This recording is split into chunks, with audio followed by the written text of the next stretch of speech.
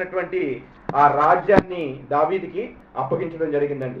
మరి పోయిన వారం చదువుకున్నటువంటి మాటలను మరి ఒకసారి చూసుకున్న తర్వాత ఈ వారం సౌలు చనిపోయిన తర్వాత, సౌలు చనిపోయేటప్పుడు దావీదు ఎక్కడున్నాడండి? సౌలు చనిపోయినప్పుడు దావీదు ఎక్కడున్నాడు?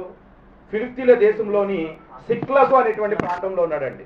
ఆ సిక్లగు అనే ప్రాంతంలోనే మరి 2 దినములు అక్కడే ఉన్నాడు. అప్పటికి సౌలు చనిపోయాడు అనేటువంటి విషయం దావీదుకి తెలియదండి. 2 రోజులు గడిచిన తర్వాత ఆ సిక్లగు ప్రాంతంలో ఉన్నప్పుడు మరి ఒక అమాలేకీయుడు దావీదు దగ్గరికి పరిగెత్తుకుంటూ వచ్చి సౌలు చనిపోయాడు అనేటువంటి విషయాన్ని దావీదుకి తెలియచేయబడినటువంటి వర్తమానాన్ని బట్టి దావీదు తన అప్పటి వరకు కూడా రాజుగా ఇశ్రాయేల్ని 40 సంవత్సరాలు పరిపాలించినటువంటి సౌలు, అతని కుమారుడైనటువంటి యోనాతాను, ప్రాణ స్నేహితుడైన యోనాతాను ఇరువురు కూడా ఆ యుద్ధంలో చనిపోవటాన్ని బట్టి మరి అతడు ఒక విలాప గీతాన్ని రచించి ఆ విలాప గీతాన్ని ఇశ్రాయేల్ అందరి చేత కూడా పాడించాడండి.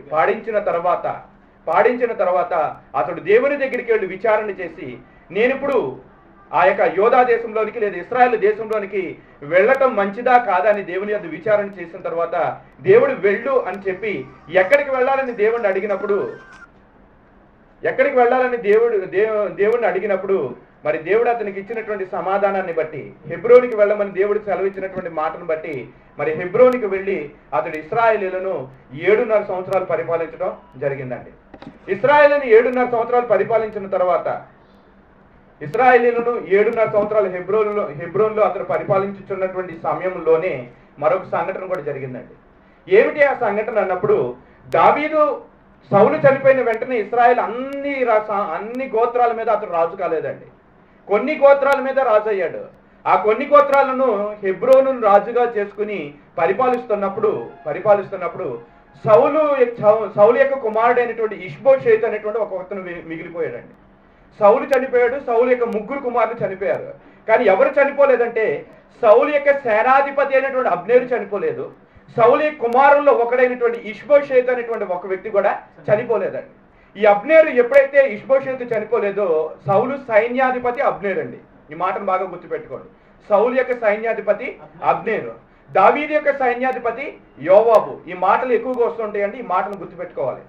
సౌలు యొక్క సేనాధిపతి అయినటువంటి అబ్నేరు సౌలు కుమారుడైనటువంటి ఇష్బోషేతును తీసుకుని వెళ్ళి మహానయము అనేటువంటి ఒక పట్టణంలో రాజుగా అతన్ని నియమించి కొన్ని గోత్రాల వారిని అతని చేతికి అప్పగించాడండి.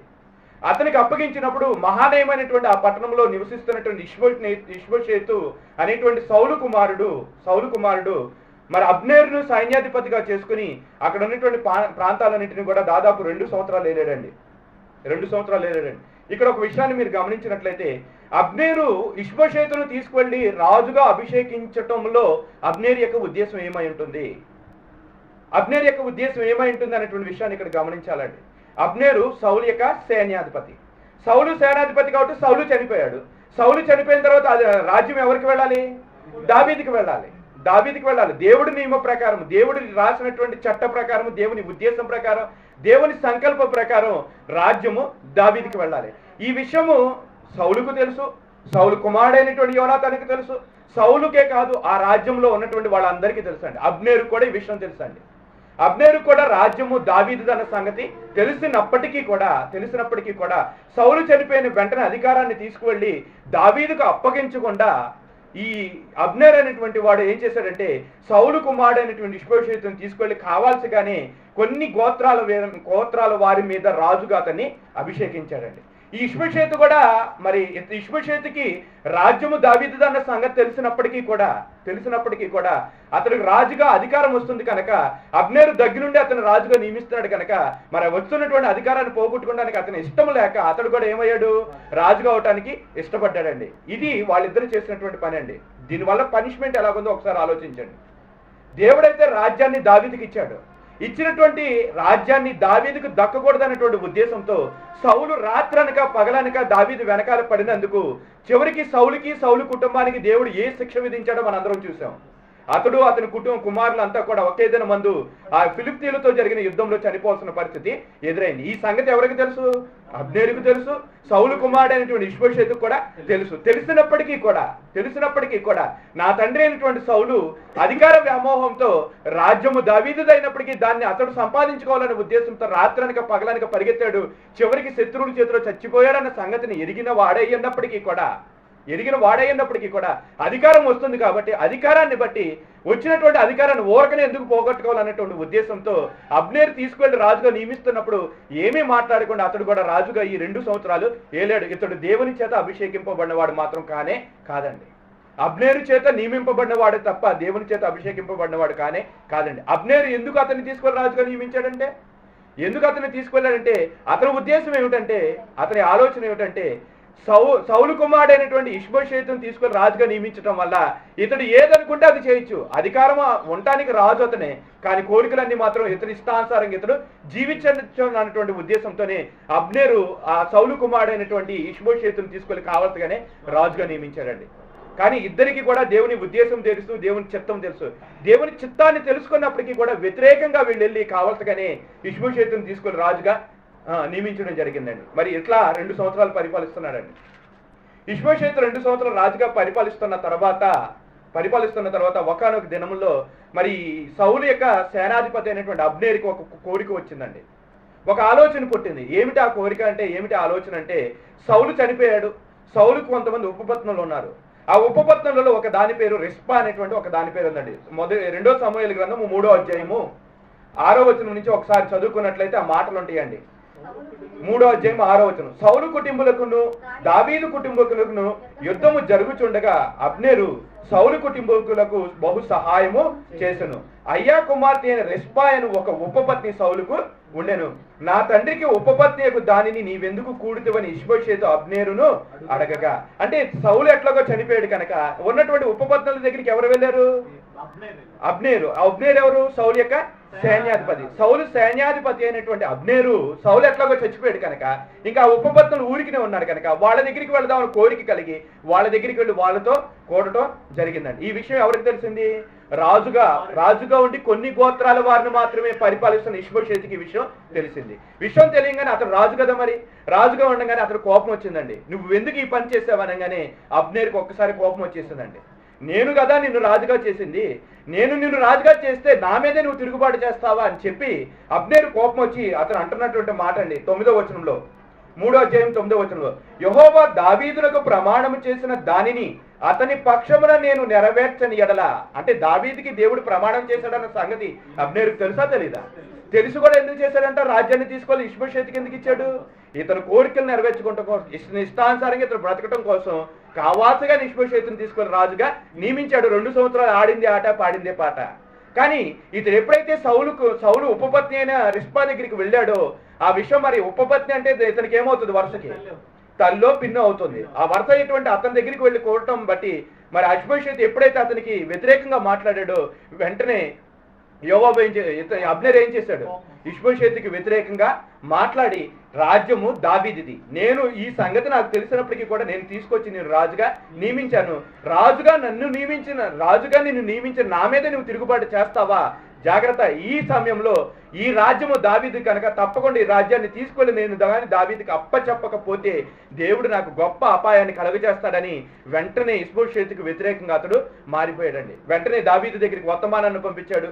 నేను వచ్చి నీకు రాజ్యాన్ని ఇక్కడ ఉన్నటువంటి ఈ ఇష్బోషెతు కింద ఉన్నటువంటి కొన్ని గోత్రాల వారిని కూడా తీసుకొచ్చి నీ చేతికి నేను అప్పగిస్తానని దావీదుకి వర్తమానాన్ని పంపించగానే, సరే ఎట్లాగో సమాధానంగా వస్తున్నాడు కదా, అబ్నేరు ఎట్లాగో సమాధానంగా వస్తున్నాడు అని చెప్పి దావీదు కూడా అతన్ని సమాధానంగానే రమ్మన్నాడు. అయితే వచ్చేటప్పుడు ఒక పని చేయి, నువ్వు నా దగ్గరికి సమాధానంగా రావాలంటే ఒక పని చేయి.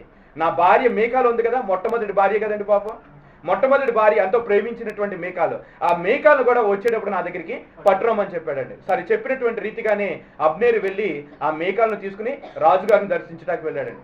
రాజుగారిని దర్శించడానికి వెళ్ళగానే రాజుగారు మరి అతను రాగానే అబ్నేరు రాగానే సమాధానంగా వచ్చాడు కదా, సమాధానంగా వచ్చినటువంటి వ్యక్తిని కూర్చోబెట్టి గొప్ప విందు చేసి అతనికి కావాల్సినటువంటి అన్ని పెట్టి, మరి అంతకుముందు సౌలుతో పాటు అబ్నేరు కూడా ఏం చేశాడు? దావీదుని చంపాలని తిరిగాడా లేదా? తిరిగాడు. కాబట్టి యాక్చువల్గా అధికారం ఇతని చేతిలోకి వచ్చిన తర్వాత అబ్నేరు ఏం చేయాలి? దావీదు చంపేయాలి. కానీ ఇతడు కాళ్ళ దగ్గరికి వచ్చాడు, సమాధానానికి వచ్చాడు కనుక సరే నిన్ను చంపను వదిలేస్తున్నానని చెప్పి అతనికి అభయం ఇచ్చి పంపించేశాడు. ఈ టైంలో దావీదు సైన్యాధిపతి అయిన యోవాబు అక్కడ లేడండి. దావీదు యొక్క సైన్యాధిపతి యోవాబు. ఈ యోవాబు ఎవరు అంటే దావీదు యొక్క అక్క ఉందండి. దావీదు అక్క పేరు సెరూయా. ఈ పేర్లు కనబడుతుంటాయండి. సెరూయా, దావీదు అక్క పేరు సెరూయా. దావీదు యొక్క చెల్లెలి పేరు అబీగయీలు.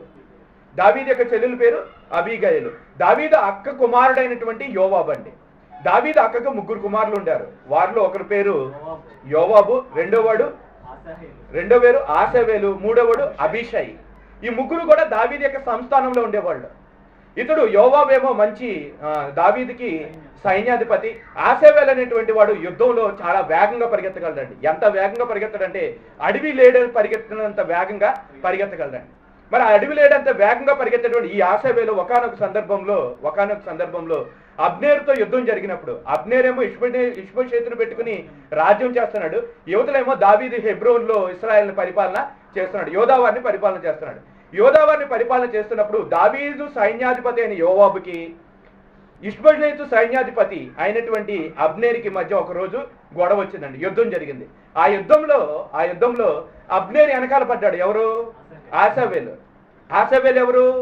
యోవాబు యొక్క సహోదరుడు. యోవాబు ఎవరు? దావీదుకు ఒక విధంగా చెప్పాలంటే మేనలుడు అవుతాడండి. మేనలుడు పైగా సైన్యాధిపతి అండి. సైన్యాధిపతి అయినటువంటి యోవాబు, దావీదు సైన్యాధిపతి అయిన యోవాబు సహోదరుడైన ఆసావేలు ఎవరు వెనకాల పడ్డాడు?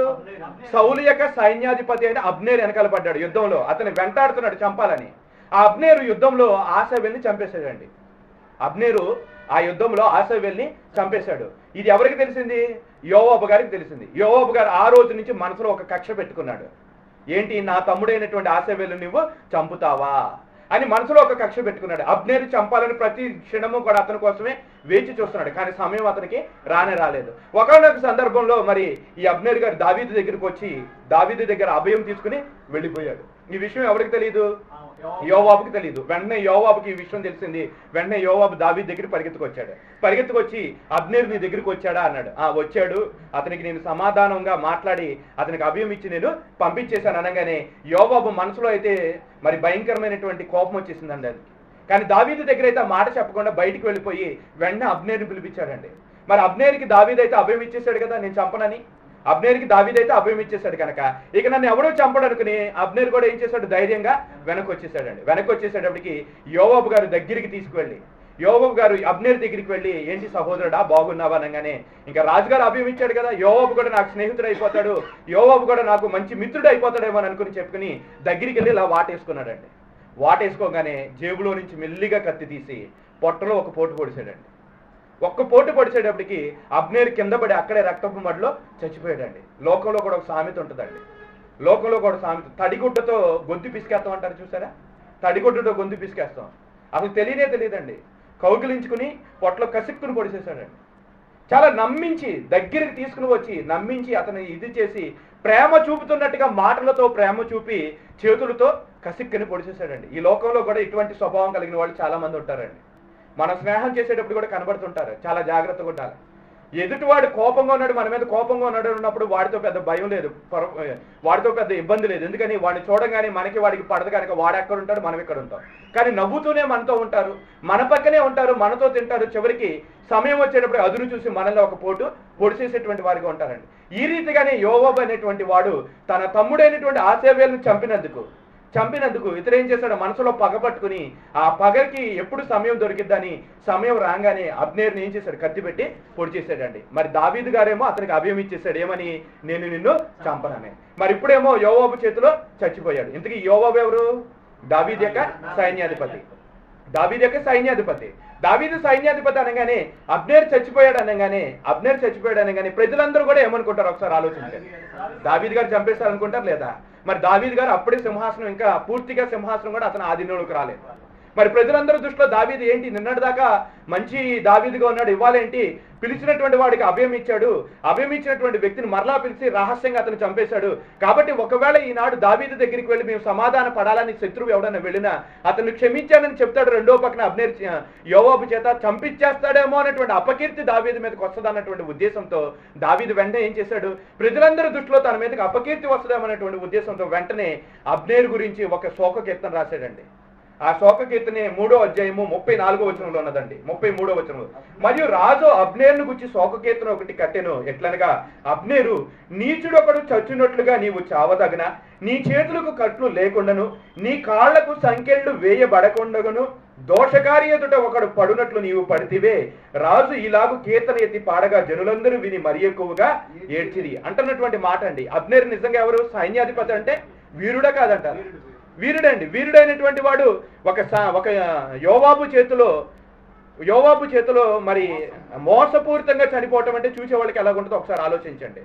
వీరుడైనటువంటి వాడు యుద్ధంలో చనిపోవటమే గ్రేట్. వాళ్ళకి చచ్చిపోతే యుద్ధంలో చచ్చిపోవాలి, లేకపోతే ముసలివాడై చచ్చిపోవాలి. అంతేగాని అన్యాయంగా ఎవడో చేతిలో చచ్చిపోవటం అంటే వాళ్ళ జీవితానికి అది మాయను మచ్చగా వాళ్ళు భావించేవాళ్ళు. అందుకని అబ్నేరు గురించి అంటున్నాడు, నీచుడు ఒకడు చచ్చినట్లుగా నీవు చావతగన, నీ చేతులకు కట్లు లేకుండా. ఒకవేళ యుద్ధంలో ఓడిపోయి యుద్ధంలో శత్రువుకు దొరికిపోతే వాళ్ళు నిన్ను కట్టేసి ఎక్కడికైనా తీసుకెళ్లి చంపేశారనుకో, వీరుడు కనుక వీరమరణం పొందావు అనుకోవచ్చు. కానీ నీ చావు ఎలాగుందో తెలుసా?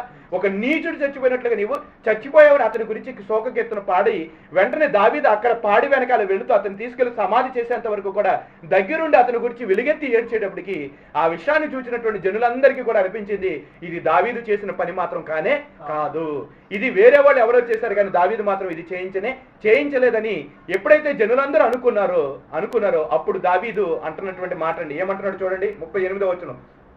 పెమ్మట రాజు తన సేవకులను పిలిచి వారితో ఇలాగ సెలవిచ్చును, నేటి దినమున పడిపోయిన వాడు ఇశ్రాయేలీయులలో ప్రధానుడనియు పెద్దలలో ఒకడనియు మీకు తెలిసి ఉన్నది. పట్టాభిషేకము నొందిన వాడనైనను నేడు నేను బలహీనుడనైతిని అంటున్నాడు. ఎందుకు బలహీనుడు అవ్వాల్సిన పరిస్థితి ఎందుకు వచ్చిందండి? అపకీర్తి. వీళ్ళు చేసినటువంటి పనిని బట్టి దావీదుకి అపకీర్తి వచ్చేటువంటి పరిస్థితి ఎదురైంది. అందుకే అంటున్నాడు, నేను బలహీనుడనై అయితిని. సెరియా కుమారులైన ఈ మనుషులు, సెరూయా అనగానే దావీదు గారు అక్కండి, తల్లి పేరుని ఇక్కడ సంబోధిస్తుంటారు అర్థం అవటం కోసం. సెరూయా కుమారులైన ఈ మనుషులు నాకంటే బలము గలవారు, అతడు జరిగించిన దృష్టిని బట్టి యెహోవా కీడు చేసిన వానికి ప్రతి కీడు చేయును గాక అని చెప్పి తనది ఇందులో ఏమాత్రం పొరపాటు లేదని తనకు వచ్చినటువంటి నిందను ఏం చేశాడు, అతను కడిగేసుకున్నాడండి ఆ రోజు. అర్థమైందండి? ఈ విషయాన్ని ఒకసారి అర్థం చేసుకున్నారా? అబ్నేరు చనిపోవటం కారణం ఏమై ఉంటుంది? ముందే చెప్పాను, దావీదుది రాజ్యం ఎవరిది? దావీదుది. ఈ రాజ్యం దావీదుది అనే సంగతి ఎవరికి తెలుసు? అబ్నేరుకి తెలుసా? తెలిసినప్పటికీ కూడా ఇష్బోషేతుని తీసుకొచ్చి ఎందుకు రాజు చేశాడు? అధికారం కోసం. దేవుని చిత్తానికి వ్యతిరేకంగా అధికారం కోసం అబ్నేరు ఆ ఇష్బోషేతు, సౌలు కుమారుడైన ఇష్బోషేతుని తీసుకొచ్చి ఇశ్రాయేలులో ఉన్న కొన్ని గోత్రాల మీద సౌలు కుమారుడు రాజుగా చేసినందుకు దేవుడు అబ్నేరుకి విధించిన శిక్ష అండి. అయితే ఈ శిక్ష విధించే విధానం ఏ రకంగా అయినా ఉండొచ్చండి, శిక్ష అమలు పరిచే విధానం ఏ రకంగా అయినా ఉండొచ్చండి. కానీ ఇది అబ్నేరు హఠాత్తుగా చచ్చిపోవడానికి, నీచుడు చచ్చినట్టుగా చచ్చిపోవడానికి కారణం ఏమిటంటే, దేవుని సంకల్పం ఎరిగి ఉన్నప్పటికీ కూడా, దేవుని చిత్తాన్ని ఎరిగి ఉన్నప్పటికీ కూడా, దేవుని చిత్త ప్రకారం కాకుండా మరొక విధంగా అధికారాన్ని తన చేతిలో ఉంచుకోవాలని అతను ప్రయత్నించినందుకు గాను దేవుడు అబ్నేరుకి విధించిన శిక్ష. అంతకుముందు రాజ్యము దావీదుది అన్న సంగతి సౌలుకు తెలుసా తెలీదా? తెలుసండి, సౌలుకు తెలుసు అధికారం దావీదుదని. కానీ ఆ అధికారాన్ని అతడు సంపాదించుకోవాలని దావీదు కోసం సౌలు ఎన్ని రోజులు ప్రయత్నించాడు? 1 రోజా 2 రోజులా? ఎన్ని సంవత్సరాలు, దాదాపు 20 సంవత్సరాలు దగ్గరగా అతడు వెనకాల పడ్డాడు. చివరికి ఏమైంది? ఫిలిష్తీయుల చేతిలో చచ్చిపోవాల్సిన పరిస్థితి. ఈ విషయం అబ్నేరుకు తెలిసినప్పటికీ కూడా తన మనసును అణుచుకొనకుండా దేవుని సంకల్పానికి వ్యతిరేకంగా సౌలు కుమారుని తీసుకెళ్లి రాజుగా చేసినందుకు దేవుడు అబ్నేరుకి విధించిన శిక్ష ఏంటంటే నీచుడు చచ్చినట్లుగా చావాల్సినటువంటి పరిస్థితి ఎదురైంది. మరి అధికారం వస్తుంది కానీ మరి ఆ ఇష్బోషేతు, సౌలు కుమారుడు అయినటువంటి ఇష్బోషేతు కూడా ఏం చేశాడు? వెళ్ళి సింహాసనం మీద కూర్చున్నాడా లేదా? కూర్చున్నందుకు మరి అతనికి శిక్ష ఉండాలిగా. దేవుని చిత్తం ఏంటో తెలుసుకున్న తర్వాత దాని ప్రకారం చేయకపోతే ఎవరికైనా శిక్ష తప్పదండి.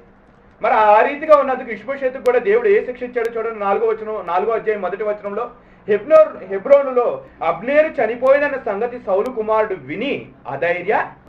అప్పటి వరకు అతనికి తోడెవరు? అబ్నేరే అతనికి తోడు. ఆ అబ్నేరే చచ్చిపోయిన తర్వాత ఇంక ఇది ధైర్యం ఉంటుందా? ధైర్యం లేదండి. మరి ఆ అతనికి కూడా ఇద్దరు సైన్యాధిపతులు ఉన్నారండి. వాళ్ళ పేర్లు కూడా రాశారండి అక్కడ.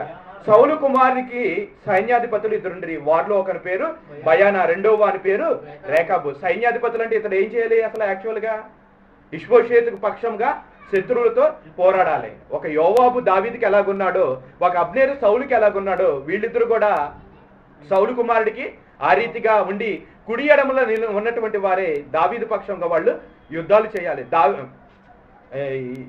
సౌలు కుమారుడి పక్షాన వాళ్ళు యుద్ధాలు చేసి సౌలు కుమారుడు అయినటువంటి వారికి అతను రక్షించేటువంటి వారిగా ఉండాలి. కానీ రక్షించవలసినటువంటి వాళ్ళు ఏం చేశారు చూడండి 5వ వచనంలో. రిమోను కుమారులకు రేకాబును బయానాయును మంచి ఎండవేళ బయలుదేరి మధ్యాహ్న కాలమున ఇష్బోషేతు మంచం మీద పడుకుని ఉండగా అతని ఇంటికి వచ్చిరి. గోధుమలు తెచ్చదమని వేషము వేసుకుని వారి ఇంటిలో చొచ్చి ఇష్బోషేతు పడకటింట మంచము మీద పరుండి ఉండగా అతని కడుపులో పొడిచి తప్పించుకుని పారిపోయేది. ఏం చేశారండి? కడుపులో పడవలసిన పరిస్థితి ఎందుకు వచ్చింది చూడండి. ఎవరి చేతిలో చచ్చిపోయాడు? అతని సైన్యాధిపతి చేతిలోనే చచ్చిపోయాడు. కారణం అయితే ఒకటేనండి, అధికారం ఎవరిది? రాజ్యం ఎవరిది? దావీదిది. ఈ సంగతి ఎరిగి ఉన్నప్పటికీ కూడా అధికారము తీసుకొని దావీదుకు అప్పచెప్పకుండా అబ్నేరు నన్ను రాజుగా చేస్తాడనేటువంటి ఉద్దేశంతో, ఊరకనే అధికారం వస్తున్నప్పుడు ఎందుకు పోగొట్టుకుంటాం అనే ఉద్దేశంతో సింహాసనము ఎక్కి కూర్చున్నందుకు దేవుడు మరి ఈ ఇష్బోషేతు, సౌలు కుమారుడైనటువంటి ఇష్బోషేతుకి ఇచ్చినటువంటి శిక్ష అండి ఇది. అబ్నేరు నీచుడు చచ్చినట్టుగా చావాల్సిన పరిస్థితి, రాజకుమారుడైన సౌలు కూడా నీచుడు చచ్చిపోవాల్సినటువంటి రీతిగా చనిపోవాల్సినటువంటి పరిస్థితి అండి. అభిషక్తుడైన దావీదుకి శత్రువులుగా ఉన్నటువంటి ఒకప్పుడు వీళ్ళు శత్రువులుగా ఉన్నారండి. అభిషక్తుడైన దావీదుకి శత్రువుగా ఉన్నటువంటి సౌలు అట్లని చచ్చిపోయాడు. అభిషక్తుడైన దావీదుకి శత్రువులుగా ఉన్నటువంటి ఈ యొక్క ఎవరు? అబ్నేరు కానీ, అట్లనే ఈ యొక్క ఇష్బోషేతు కూడా నీచుడు చనిపోవాల్సినటువంటి రీతిగా చనిపోవాల్సినటువంటి పరిస్థితి. ఇందులో ఎవరి మీద దావీదు చేయేసాడండి? ఎవరి మీద చేయలేదండి. చూస్తే ఇంకా ఆశ్చర్యంగా ఉంటుందండి. దావీదు శత్రువుల మీద ఎక్కడా కూడా దావీదు చెయ్యేసింది లేదు, కత్తి పట్టుకున్నది లేదు. కానీ అందరూ కూడా ఏ రీతిగా చచ్చిపోయారో చూస్తారు ఇప్పుడు దావీదు జీవితంలో. ఈ రీతిగా దావీదు శత్రువులందరినీ కూడా దావీదు కాళ్ళ దగ్గరికి తీసుకొచ్చారు. వాళ్ళందరూ కూడా కొంతమంది అయితే అతనితో సమాధాన పడినటువంటి వారు కొంతమంది బతికిపోయారు. మిగిలినటువంటి వాళ్ళందరికీ దేవుడే కావాల్సిన శిక్షను విధించాడు. ఎందుకంటే అభిషక్తుడైన దావీదుకి రావాల్సింది రానివ్వకుండా వాళ్ళు అడ్డుపడినందుకు దేవుడు వారికి శిక్ష విధించి వారిని భూమి మీద లేకుండా చేసేసాడండి. ఈ విధంగా దావీదుకి రాజ్యము అనుగ్రహించబడింది. దావీదు హెబ్రోను అనేటువంటి పట్టణాన్ని రాజధానిగా చేసుకుని 7.5 సంవత్సరాలు వేలాడు. తర్వాత యెరూషలేము అనేటువంటి పట్టణాన్ని రాజుగా చేసుకుని 33.5 సంవత్సరాలు వేలాడండి. మొత్తం అతడు ఏలినటువంటి కాలం ఇశ్రాయేలుని 40 సంవత్సరాలు ఏలాడండి. ఈ 40 సంవత్సరాల కాలంలో కొద్దిపాటి ఆటుపోట్లు వచ్చినాయండి అతని జీవితంలో. అతను రాజుగా అయినటువంటి మొదటి కాలంలో కొద్దిపాటి ఆటుపోట్లు అతని జీవితంలో రావటం జరిగింది. ఆ ఆటుపోట్లలో మొట్టమొదటిగా ఈ యొక్క అబ్నేరు, సౌలు కుమారుడైనటువంటి ఇష్బోషేతు, ఇలా కొంతమంది శత్రువులు ఫిలిష్తీయులతో యుద్ధాలు కలిగినప్పుడు దేవుడే అతని పక్షాన ఉండి వారందరి మీద విజయాన్ని అనుగ్రహించి దావీదుకి రాజ్యాన్ని సుస్థిరం చేశాడండి. ఇంతవరకు బాగుందండి. దావీదుకి ఎప్పుడైతే రాజ్యాన్ని సుస్థిరం చేశాడో అతనికి అంతకుముందు సౌలు చేతిలో నుండి తప్పించి, శత్రువులైనటువంటి ఫిలిష్తీయుల చేతుల నుంచి తప్పించి రాజ్యాన్ని అతనికి అనుగ్రహించిన తర్వాత రాజ్యంలో ఉన్నటువంటి శత్రువుల చేతుల నుండి కూడా తప్పించి అతడికి సింహాసనాన్ని అనుగ్రహించి సుస్థిరం చేశాడు.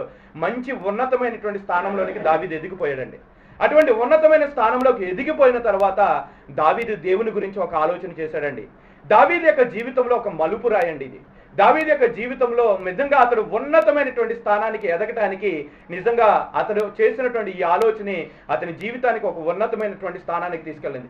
ఎంత ఉన్నతమైనటువంటి స్థానానికి తీసుకెళ్ళిందంటే దావీదు చేసినటువంటి ఈ ఆలోచన బట్టి దావీదుకు మాత్రమే కాకుండా దావీదు కుటుంబానికి తరతరములకు కూడా సింహాసనాన్ని దేవుడు ఇచ్చేస్తానని వాగ్దానం చేశాడండి. మరి అంతటి వాగ్దానాన్ని అతడు సంపాదించుకున్నాడంటే ఏం చేసి ఉంటాడు అనేటువంటి విషయాన్ని ఒకసారి ఆలోచన చేద్దామండి. ఈనాడు మనకి కూడా దేవుడు మన కష్టాల నుంచి మన శ్రమల నుంచి దేవుడు మనల్ని విడిపించాడు అని అనుకుంటే, దేవునికి కృతజ్ఞతగా ఏదైనా చెయ్యాలని అనుకుంటే దేవుడు మనల్ని అందరి నుంచి కోరుకునేటువంటిది దావీదు ఏ రీతిగా చేశాడో అటువంటిదే మనం కూడా చేయాలని దేవుడు కోరుకుంటున్నాడండి. అటువంటిది చేస్తే దావీదుకి ఎలాగైతే దేవుడు మరి శాశ్వతమైనటువంటి కృపను చూపించాడో మన పట్ల కూడా దేవుడు అటువంటి శాశ్వతమైన కృపను చూపించడానికి ఆయన కూడా సిద్ధంగా ఉన్నాడు. దావీదు ఏం చేశాడు అన్నటువంటి విషయాన్ని ఒకసారి ఆలోచించేద్దామండి. 2 సమూయేలు గ్రంథము 7వ అధ్యాయము 1వ వచనంలో నుంచి ఉన్నటువంటి మాటలు నేను చదువుతున్నానండి. జాగ్రత్తగా మాటలు అర్థం చేసుకుంటా ప్రయత్నించండి. యెహోవా నలుదిక్కుల అతని శత్రువుల మీదను అతనికి విజయం ఇచ్చి అతనికి నెమ్మది కలుగు చేసిన తర్వాత రాజు తన నగరి యందు కాపురముండి నాతానను ప్రవక్తను పిలవనంపి, నేను దేవదారుమున అనుడితో కట్టిన నగరి యందు వాసము చేయుచుండగా దేవుని మందసము డేరాలలో నిలిచి ఉన్నదని అనగా, రాజుగారికి మరి దేవుడైతే శత్రువులందరి నుంచి విమోచన అనుగ్రహించి సమాధానమును శాంతిని అనుగ్రహించాడు.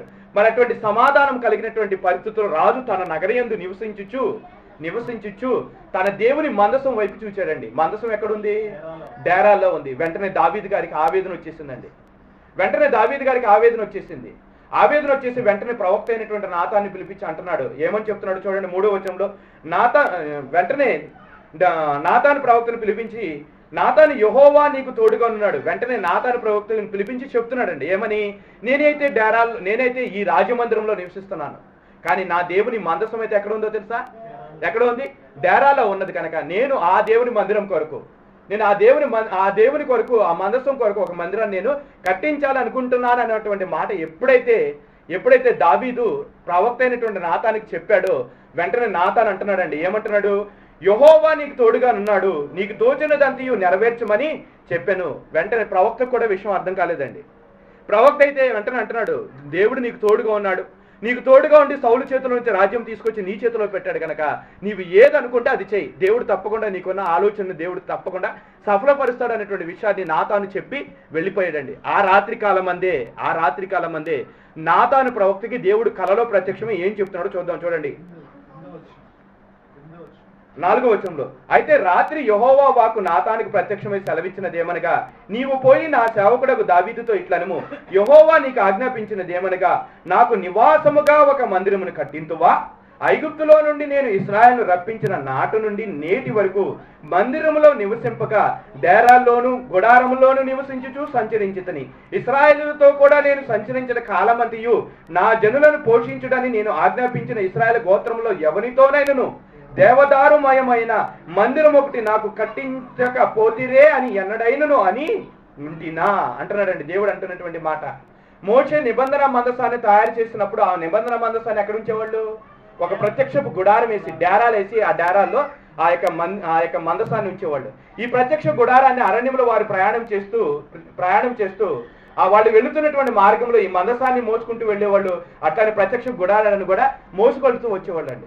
దాదాపు ఈ రీతిగా మోషే కాలం నుంచి మరి దావీదు అభిషేకింపబడిన కాలము వరకు కూడా ఈ మందసం ఎక్కడుంటూ వచ్చింది? డేరాల్లో ఉంటే వచ్చింది, కానీ ఎక్కడా కూడా ఈ మందసానికి సరైనటువంటి ఇల్లు కూడా లేదండి.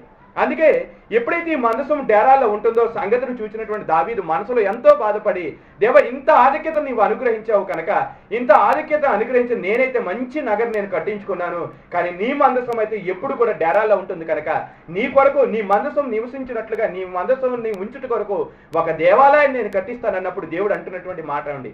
నేను ఆ మోషే కాలం నుంచి ఇప్పటి వరకు కూడా ఎవరినైనా నా కొరకు మందిరం కట్టమని నేను అడిగానా? ఎల్లప్పుడూ మీ యోగక్షేమాలే చూశాను, మీకు ఏది అవసరమో అది నేను చూశాను తప్ప ఎప్పుడైనా కానీ నాకు ఒక మందిరం కట్టించమని నేను ఎవరితో అయినా అన్నానా? అనలేదు. దావీదు, నువ్వు వచ్చినటువంటి ఆలోచన అయితే నాకు మంచిదే, కానీ ఇది నీ కాలంలో మాత్రం నెరవేర్పు జరగదు, నీకు ఒక సంతానాన్ని నేను కలగజేస్తాను, అతడు నా కొరకు ఒక మందిరాన్ని కడతాడని చెప్పి దావీదుకి వాగ్దానం చేశాడండి. చూడండి 12వ వచనంలో, నీ దినములు సంపూర్ణమగునప్పుడు నీవు నీ పితరులతో కూడా నిద్రించిన తర్వాత నీ గర్భములో నుండి వచ్చిన నీ సంతతి హెచ్చించి రాజ్యమును అతనికి స్థిరపరచెదను. అతడు నా నామ ఘనత కొరకు ఒక మందిరమును కట్టించును, అతని రాజ్య సింహాసనమును నేను నిత్యముగా స్థిరపరచెదను, నేను అతనికి తండ్రి యందును, అతడు నాకు కుమారుడై ఉండును అని చెప్పి అతనికి రాజ్యాన్ని ఏం చేశాడండి? స్థిరపరుస్తానని చెప్పి 16వ వచనంలో అంటున్నాడండి. నీ మట్టుకు నీ సంతానమును నీ రాజ్యమును నిత్యము స్థిరమగును, నీ సింహాసనము నిత్యము స్థిరపరచబడును. తనకు కలిగిన దర్శనం అంతటిని బట్టి ఈ మాటలన్నిటిని చొప్పున నాతాను దావీదునకు వర్తమానము తెలియచేశాడండి. ఏమని తెలియజేశాడు? దావీదు ఏ ఆలోచన అయితే చేశాడో ఆ ఆలోచన ఎవరి దృష్టిలో ఇష్టంగా కనిపించింది? దేవుని దృష్టిలో ఇష్టంగా కనిపించింది కనుక ఆలోచన అతనికి వచ్చిన వెంటనే దేవుడు అతనికి వాగ్దానం చేసేసాడండి. ఏమని వాగ్దానం చేశాడు? నీవు వృద్ధాప్యమందు మంచి ముదిమి యందు నీవు చనిపోతావు, నీకు కష్టం అనేది రానికుండా నేను చూసుకుంటాను, నీ కుమారుడిని అనుగ్రహిస్తాను, ఆ కుమారుడు నా కొరకు మందిరాన్ని కడతాడు, అతనికి నీ తర్వాత అతనికి అతని సంతానానికి రాజ్యాన్ని స్థిరస్థాయిగా నేను ఇచ్చేస్తాను, నేను ఇవ్వబోతున్నటువంటి ఈ సింహాసనం నుంచి తప్పించేవాడు ఎవడు కూడా లేడని దావీదుకి దేవుడు వాగ్దానము చేశాడు. ఎంత గొప్ప వాగ్దానమో ఆలోచించండి ఒకసారి. కేవలం రక్షింపబడటం మాత్రమే కాదండి, అధికారమే ఇచ్చేశాడండి. ఎవరికి ఇచ్చాడు? మొదటి దావీదుకి ఇచ్చాడు. దావీదు యొక్క నమ్మకత్వాన్ని బట్టి, దావీదు చేసినటువంటి ఆలోచన బట్టి ఆ అధికారాన్ని అతనికి అతని కుటుంబానికి యుగయుగములు అండి, యుగయుగములు, సూర్యుడు నిలుచున్నంతకాలం, చంద్రుడు ఉన్నంతకాలము కూడా సింహాసనాన్ని అతనికి అతని కుటుంబానికి దావీదుకి ఇచ్చేస్తానని దేవుడు వాగ్దాన రూపకంగా దావీదుకి ప్రమాణం చేశాడండి. ఈ మాటలు దావీదు గారికి తెలియగానే దావీదు గారి మనసు ఎలా ఉంటుందో ఒకసారి ఆలోచించండి. అసలు రక్షింపబడటమే గొప్ప అండి. రక్షింపబడినటువంటి వ్యక్తికి ఇశ్రాయేల్ దేశం మీద, ఇశ్రాయేలీయులందరి మీద అధికారం ఇచ్చి అతనికి మాత్రమే కాకుండా అతని కుటుంబాన్ని మొత్తానికి కూడా అధికారం ఇచ్చేస్తామంటే నిజంగా ఇంతకు మించిన వాగ్దానం ఏముందంటారా?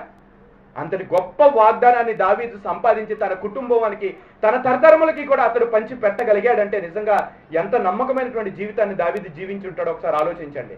ఈ వాగ్దానాన్ని తన కుటుంబానికి అనుగ్రహించారు కనుకనే ఆ కుటుంబంలో నుంచి వచ్చిన వాళ్ళు లేదా ఆ సంతానంలో నుంచి వచ్చిన వాళ్ళందరూ కూడా ఎవరు కావాలని కోరుకుంటున్నారు?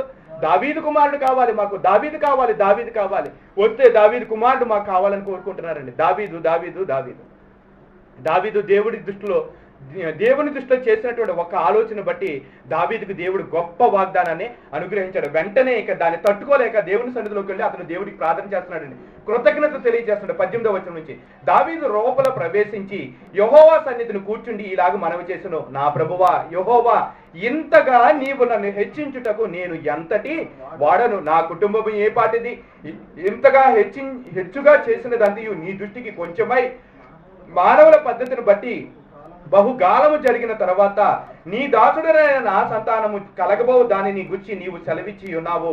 యెహోవా నా ప్రభువా, దావీదను నేను ఇకను నీతో ఏమి చెప్పుకొందును? మాటలే రావట్లేదండి ఈయనకి. అతని పట్ల దేవుడు చేసిన వాగ్దానాన్ని బట్టి అతనికి అసలు నోటప్పుడు మాటలే రావట్లేదు. మాట్లాడి చివరికి అంటున్నాడండి 27వ వచనంలో, ఇశ్రాయేలు దేవా, సైన్యములకు అధిపతిగా యెహోవా, నీకు సంతానము కలగజేయుదునని నీవు నీ దాసుడనైన నాకు తెలియపరిచితివి కనుక ఈలాగున నీతో మనవి చేయుటకై నీ దాసుడనైన నాకు ధైర్యము ఎప్పుడు కలిగిద్దండి? మనుషులకు ధైర్యం ఎప్పుడు కలిగిద్ది? మన హృదయము మన మీద దోషారోపణ చేయకపోయిన ఎడల ఆయన ఎదుట నిలుచుటకు మనకి ధైర్యము కలిగిద్ది. అతని హృదయం యథార్థంగా ఉంది. దేవుని సన్నిధిలో యథార్థవంతుడిగా అతను జీవించాడు కనుక అతనికి దేవుని ఎదుట నిలవబడి దేవుడు చేసినటువంటి మేలును బట్టి దేవుని కృతజ్ఞతాస్తుతులు చెల్లించడానికి అతనికి ధైర్యం కలిగింది. తర్వాత ఏమన్నాడు చూడండి 28వ వచనంలో, యెహోవా నా ప్రభువా, మేలు దయచేయమని నీవు నీ దాసుడవైన నాకు సెలవిచ్చుచున్నావే, నీవు దేవుడు కనుక నీ మాట సత్యము, దయచేసి నీ దాసుడనైన నా కుటుంబము నిత్యము నీ సన్నిధి ఉండునట్లుగా దానిని ఆశీర్వదించుము. యెహోవా నా ప్రభువా, నీవు సెలవిచ్చి ఉన్నావు, నీ ఆశీర్వాదము నొంది నా కుటుంబము నిత్యము ఆశీర్వదింపబడును గాక. ఏమిటండి ఆశీర్వాదం? ఏం ఆశీర్వాదం అనుకుంటున్నారు? మామూలు ఆశీర్వాదం అంటున్నారా? నీ సన్నిధిలో నిత్యము, భూమి మీద ఉన్నప్పుడు తరతరములు కూడా రాజ్య అధికారం ఉంటుంది, చనిపోయిన తర్వాత పరలోకం, భూమి మీద రాజులే, పరలోకంలో కూడా రాజులే. ఎంతటి అధికారం చూడండి! ఇంతటి మహాభాగ్యాన్ని దావీదు సంతతికి సంపాదించి పెట్టినటువంటి వాడు ఎవరు అంటే ఎవరండి? దావీదు అండి. అందుకని దావీదు పేరు చెప్పుకోవడానికి వాళ్ళు ఎంతో సంతోషపడతారు. ఒకప్పుడు పాడైపోతున్న ప్రపంచంలో నుంచి దేవుని కొరకు దేవుని వాగ్దానాన్ని సంపాదించి పెట్టినటువంటి వాడు అబ్రహాం అయితే ఆ సంతానంలో ఒక గోత్రాన్ని ప్రత్యేకంగా దేవుడు ఏర్పాటు చేసుకుని అధికారాన్ని అప్పగించేటువంటి అవకాశాన్ని కల్పించినటువంటి వాడు దావీదండి. మరి ఎంతటి మహానుభావుడిగా ఇశ్రాయేల్ చరిత్రలు అందరిలో, మరి ముఖ్యంగా యోధా గోత్రంలో ఎంతో మర్చిపోలేనటువంటి వ్యక్తిగా దావీదు ఎంతో వెలుగొందిపోయాడండి. ఇంతవరకు దావీదు యొక్క జీవితం బాగానే ఉందండి. మరి ఎంత చక్కటి జీవితాన్ని జీవిస్తున్నటువంటి, చక్కగా అందరి దృష్టిలో మంచివాడు అనిపించుకున్నాడు, ప్రజలందరి దృష్టిలో మంచివాడు అనిపించుకుంటున్నాడు. మరి అందరి దృష్టిలో చివరికి దేవుని దృష్టిలో కూడా మంచివాడు అనిపించుకున్నాడు అన్న సంగతి ఎవరికి కనపడింది? ఎవరు చూస్తారు ఈ విషయాలని? సాతాను కూడా దగ్గరుండి చూస్తానండి. మరి ఒక యోబుని చూసినట్లుగా ఇది కూడా దగ్గరుండి చూస్తుందండి. చూచి దావీదు ఇంత గొప్పవాడు అయిపోతున్నాడు, మరి ఇతడు ఇట్లాగే వెళ్ళిపోతే నాకు మించిపోతాడేమో అనుకుందేమో. వెంటనే ఏం చేసింది, దావీదు గారిలో రాకూడనటువంటి ఆలోచన వచ్చేటట్టుగా చేసిందండి. ఏమిటి ఆలోచన? బత్షెబ గారు స్నానం చేస్తున్నప్పుడు దావీదు గారు మిద్దె ఎక్కి తిరుగుతూ ఆమెను చూడటం, చూపండి. ఆ చూసినటువంటి చూపును బట్టి వెంటనే బత్షెబ గారిని ఇంటికి పిలిపించుకోవటం, ఆమెతో పాపం చేయటం, ఆమెను తన ఇంటికి పంపించేస్తాం, ఈ విషయం ఎవరికీ తెలియదు అనుకుని మౌనంగా ఉండిపోవటం. మౌనంగా ఉండిపోయేటప్పటికి మరి కొన్ని రోజులు పోయేటప్పటికి బత్షెబ గారేమో ఇంటికారి నుంచి లెటర్ పంపించారండి. ఏమని? నేను గర్భవతినని. వెంటనే దావీదు గారికి కాళ్ళు చేతులు ఆడలేదు, ఏం చేయాలో అర్థం కాలేదు. వెంటనే యుద్ధంలో ఉన్నటువంటి ఆ ఉరియా గారి, ఇతని భర్త అయినటువంటి ఉరియా గారిని ఇంటికి పిలిపించాడండి. ఇంటికి పిలిపించి యోగక్షేమాలు అడుగుతున్నాడండి. యుద్ధం జరుగుతున్నప్పుడు అర్ధాంతరంగా ఉరియాని పిలిపించి యోగక్షేమాలు అడగాల్సిన అవసరం ఏంటండి? అవసరం ఏమనుందా? దావీదు చూడండి, మరి నిజంగా దేవుని దృష్టిలో చాలా ఇష్టానుసారుడండి. అతడికి కానీ దేవుని తోడ్పాటు కానీ దూరం అయిపోతే దేవునికి ఎంత ఇష్టడైనా కానీ ఎటువంటి కుట్రదారుడిగా మారిపోతాడో, ఎటువంటి కఠినుడిగా మారిపోతాడో అనేటువంటి విషయాన్ని దావీదు యొక్క జీవితంలో నేర్చుకోవచ్చండి. నిజంగా దేవుని దృష్టిలో ఇది భయంకరమైనటువంటి రీతిగా మారిపోయిందంటండి. దేవుడు అంటున్నటువంటి మాట ఏంటో చూడండి, 11వ అధ్యాయం 27వ వచనం చివరిలో, అయితే దావీదు చేసినది యెహోవా దృష్టికి దుష్కార్యముగా కనిపించింది. మరి దేవుని దృష్టికి దుష్కార్యంగా కనిపించిందంటే అతడు ఏం చేశాడనేటువంటి విషయం మనకు తెలియాలిగా. వెంటనే ఉరియా గారిని పిలిపించారండి. పిలిపించి యోగక్షేమాలు అడుగుతున్నాడు. యోవాబు ఎలాగున్నాడు? బాగున్నారు నాయన రాజా, యోవాబు గారు బాగున్నారు. యుద్ధం ఎలా జరుగుతుంది? బాగా జరుగుతుంది. సరే, వాళ్ళు అక్కడ యుద్ధం చేస్తారు, నువ్వేం చేస్తావు? ఇంటికి వెళ్ళి హ్యాపీగా రెస్ట్ తీసుకొని అన్నాడండి. మరి అనగానే దావీదు దగ్గర వందనం చేసి ఈయనైతే ఇంటికి వెళ్ళకుండా అక్కడే పడుకున్నాడండి. ఈ విషయం ఎవరికి తెలిసింది? మరలా దావీదు గారికి తెలిసింది. మరలా పిలిపించాడు. ఏంటి నువ్వు ఇంటికి వెళ్ళమన్నాను కదా, వెళ్ళలేదంటే, రాజా యుద్ధం జరుగుతున్నప్పుడు నేను ఇంటికి వెళ్ళి ఎలా పడుకుంటాను రాజా అని చెప్పి, నేను వెళ్ళనంటే వెళ్ళనన్నాడండి. సరే, 2వ రోజు దాకా వెయిట్ చేయన్నాడండి. 2వ రోజు మరలా పిలిపించాడు. మరలా పిలిపించి అతనికి కావాల్సిందంతా పెట్టి మరలా మొత్తుగా ఉండడానికి ద్రాక్ష రసం కూడా తాగించాడండి. ఎందుకని? కనీసం మత్తులో ఉన్న భార్య గుర్తుకొచ్చి ఇంటికి వెళ్ళిపోతాడేమో అనుకుని. మత్తులో కూడా అతను ఎక్కడికి వెళ్ళట్లేదు. అంత మత్తులో ఉన్నప్పటికీ కూడా భార్య గుర్తు రావట్లేదండి. ఇతనికి ఎవరు గుర్తుకొస్తున్నారు? రాజుగారి గుర్తుకొస్తున్నారు, యోవాబు గారి గుర్తుకొస్తున్నారు, శత్రువులో పోరాడుతున్న తన తోటి సైనికులే గుర్తుకొస్తున్నారు తప్ప ఇల్లు గుర్తుకు రావట్లేదండి. నిజమైనటువంటి ఒక సైనికుడు అండి. సైనికుడిగా నిజమైనటువంటి మంచి క్వాలిఫికేషన్ ఉన్నటువంటి వ్యక్తి అండి. ఎందుకు ఇంటికి వెళ్ళమంటున్నాడు? ఎందుకు వెళ్ళమంటున్నాడండి? ఇంటికాడి నుంచి ఏమొచ్చింది? నేను గర్భవతిని వర్తమానం పంపించింది.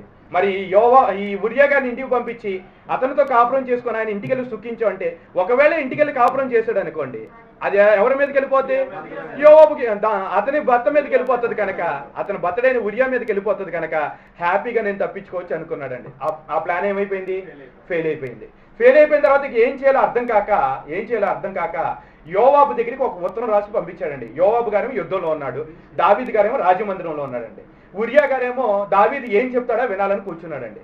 కూర్చున్నటువంటి ఉరియాని పిలిచి ఒక ఉత్తరం రాసి, ఆ ఉత్తరంలో ఏమని రాశాడంటే, యోవాబు ఈ ఉరియా నీ దగ్గరికి వస్తున్నాడు, కానీ ఉరియాని యుద్ధం జరిగేటప్పుడు బలంగా యుద్ధం ఎక్కడైతే జరుగుతుందో అక్కడ తీసుకెళ్లి యూరియాని పెట్టి యుద్ధం చేయించు. శత్రువులు అతని మీద పడి అతన్ని చంపేటట్టుగా చేయి. ఎట్లాగైనా యుద్ధంలో అతడు ఏమవ్వాలి? అమోరీయుల చేతిలో చనిపోవాలి. ఆ రీతిగా చెయ్యి అని చెప్పి ఒక లెటర్ రాసి, ఆ లెటర్ కూడా ఎవరి చేతిలో పెట్టారు? ఉరియా గారి చేతిలోనే పెట్టి పంపిస్తే, పాపం ఎంత నమ్మకమైనటువంటి వాడు చూడండి. నీ స్నేహితుడు నీ యొద్ద నిర్భయముగా నివసిస్తున్నప్పుడు అతనికి ఏమాత్రం కూడా హాని తలపెట్టవద్దని దేవుడైతే సొలొమోను భక్తుడి ద్వారా తెలియజేస్తున్నాడు. ఎంత నిర్భయంగా నివసిస్తున్నాడు. దావీదును గుడ్డిగా నమ్మేశాడండి. నమ్మినందుకు అతని నమ్మకమే అతని జీవితానికి ఏమైపోయిందో తెలుసా? ఊరి అయిపోవాల్సిన పరిస్థితి. నిజంగా దావీదు జీవితంలో మాయను మచ్చ అండి. నిజంగా ఎంతటి మచ్చ అంటే, నిజంగా ఈ మచ్చను బట్టి ఎంతో శ్రమను అనుభవించాడు. మరి అతని చేతిలో పెట్టి పంపించగానే పాపం అమాయకుడు, చేతిలో ఏముందో తెలిసి చదువుకునే జ్ఞానం కూడా లేనటువంటి వాడు, తెలిసి చదవకూడదు అనేటువంటి రాజనీతి జ్ఞానాన్ని ఎరిగిన వాడు, తీసుకెళ్లి యోవాబు గారి చేతిలో పెట్టంగా యోవాబు గారు తీసి చదవగానే యోవాబు గారు ఏమని ఉంటారో ఒకసారి ఆలోచించండి. ఓరి పెచ్చోడా, నీ గురించి ఎలా రాసింది? నీ మరణశాస్త్రం రైది, నీ మరణశాస్త్రం తీసుకొచ్చి నా చేతిలో పెట్టేవేంటి అని అనుకుని ఉండొచ్చు బహుశా. ఏదైనప్పటికీ ఇక రాజుగారు చెప్పారు కనుక వెంటనే తీసుకెళ్లి యుద్ధంలో ఎక్కడైతే బలంగా యుద్ధం జరుగుతుందో అక్కడ పెట్టి అతన్ని చంపించాడండి. చంపించిన తర్వాత వర్తమానాన్ని తీసుకెళ్లి రాజుగారికి తెలియజేశాడు. రాజుగారు ఈ విషయం తెలియగానే, మరి ఈ విషయం ఎవరికైనా తెలుసా? యోవాబుకి తెలుసు. యోవాబుకు ఉరియాని చంపించాడన్న విషయం తెలుసు. కానీ యోవాబు గారికి కూడా ఎందుకు జరిగిందన్న విషయం తెలుసా? ఆయనకి తెలియదండి. కొన్ని ఉరియా భార్య అయినటువంటి బత్షెబాకు తెలుసా? తెలియదండి. ఎవరికైనా తెలుసా? మూడో కంటికి తెలియదండి విషయం.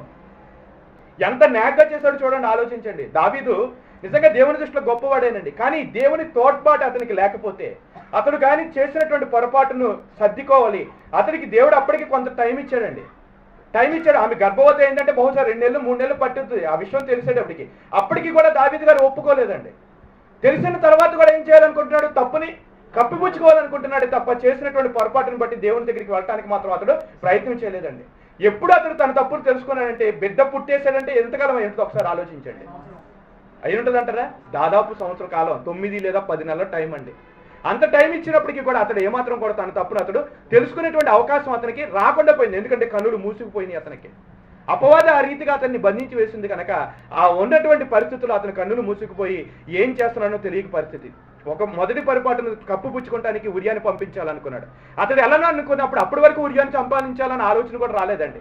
అతను వెళ్ళను అంటున్నాడు కనుక ఒకవేళ ఆమె గర్భవతి అన్న సంగతి తెలియగానే ఉరియా గారు ఏం చేస్తారు? ఇంటికి వెళ్ళి ఉరియా గారు ఏం చేస్తారు? ఎవరి వల్ల నువ్వు గర్భవతి నేను బయటికి తీసుకొచ్చి నలుగురు ముందు నిలబెట్టగానే ఆమె ఏం చేస్తుంది? వెంటనే దావీదు గారిని చూపిస్తుంది. దావీదు గారు చూపిస్తే ఆయనకేమైపోద్ది?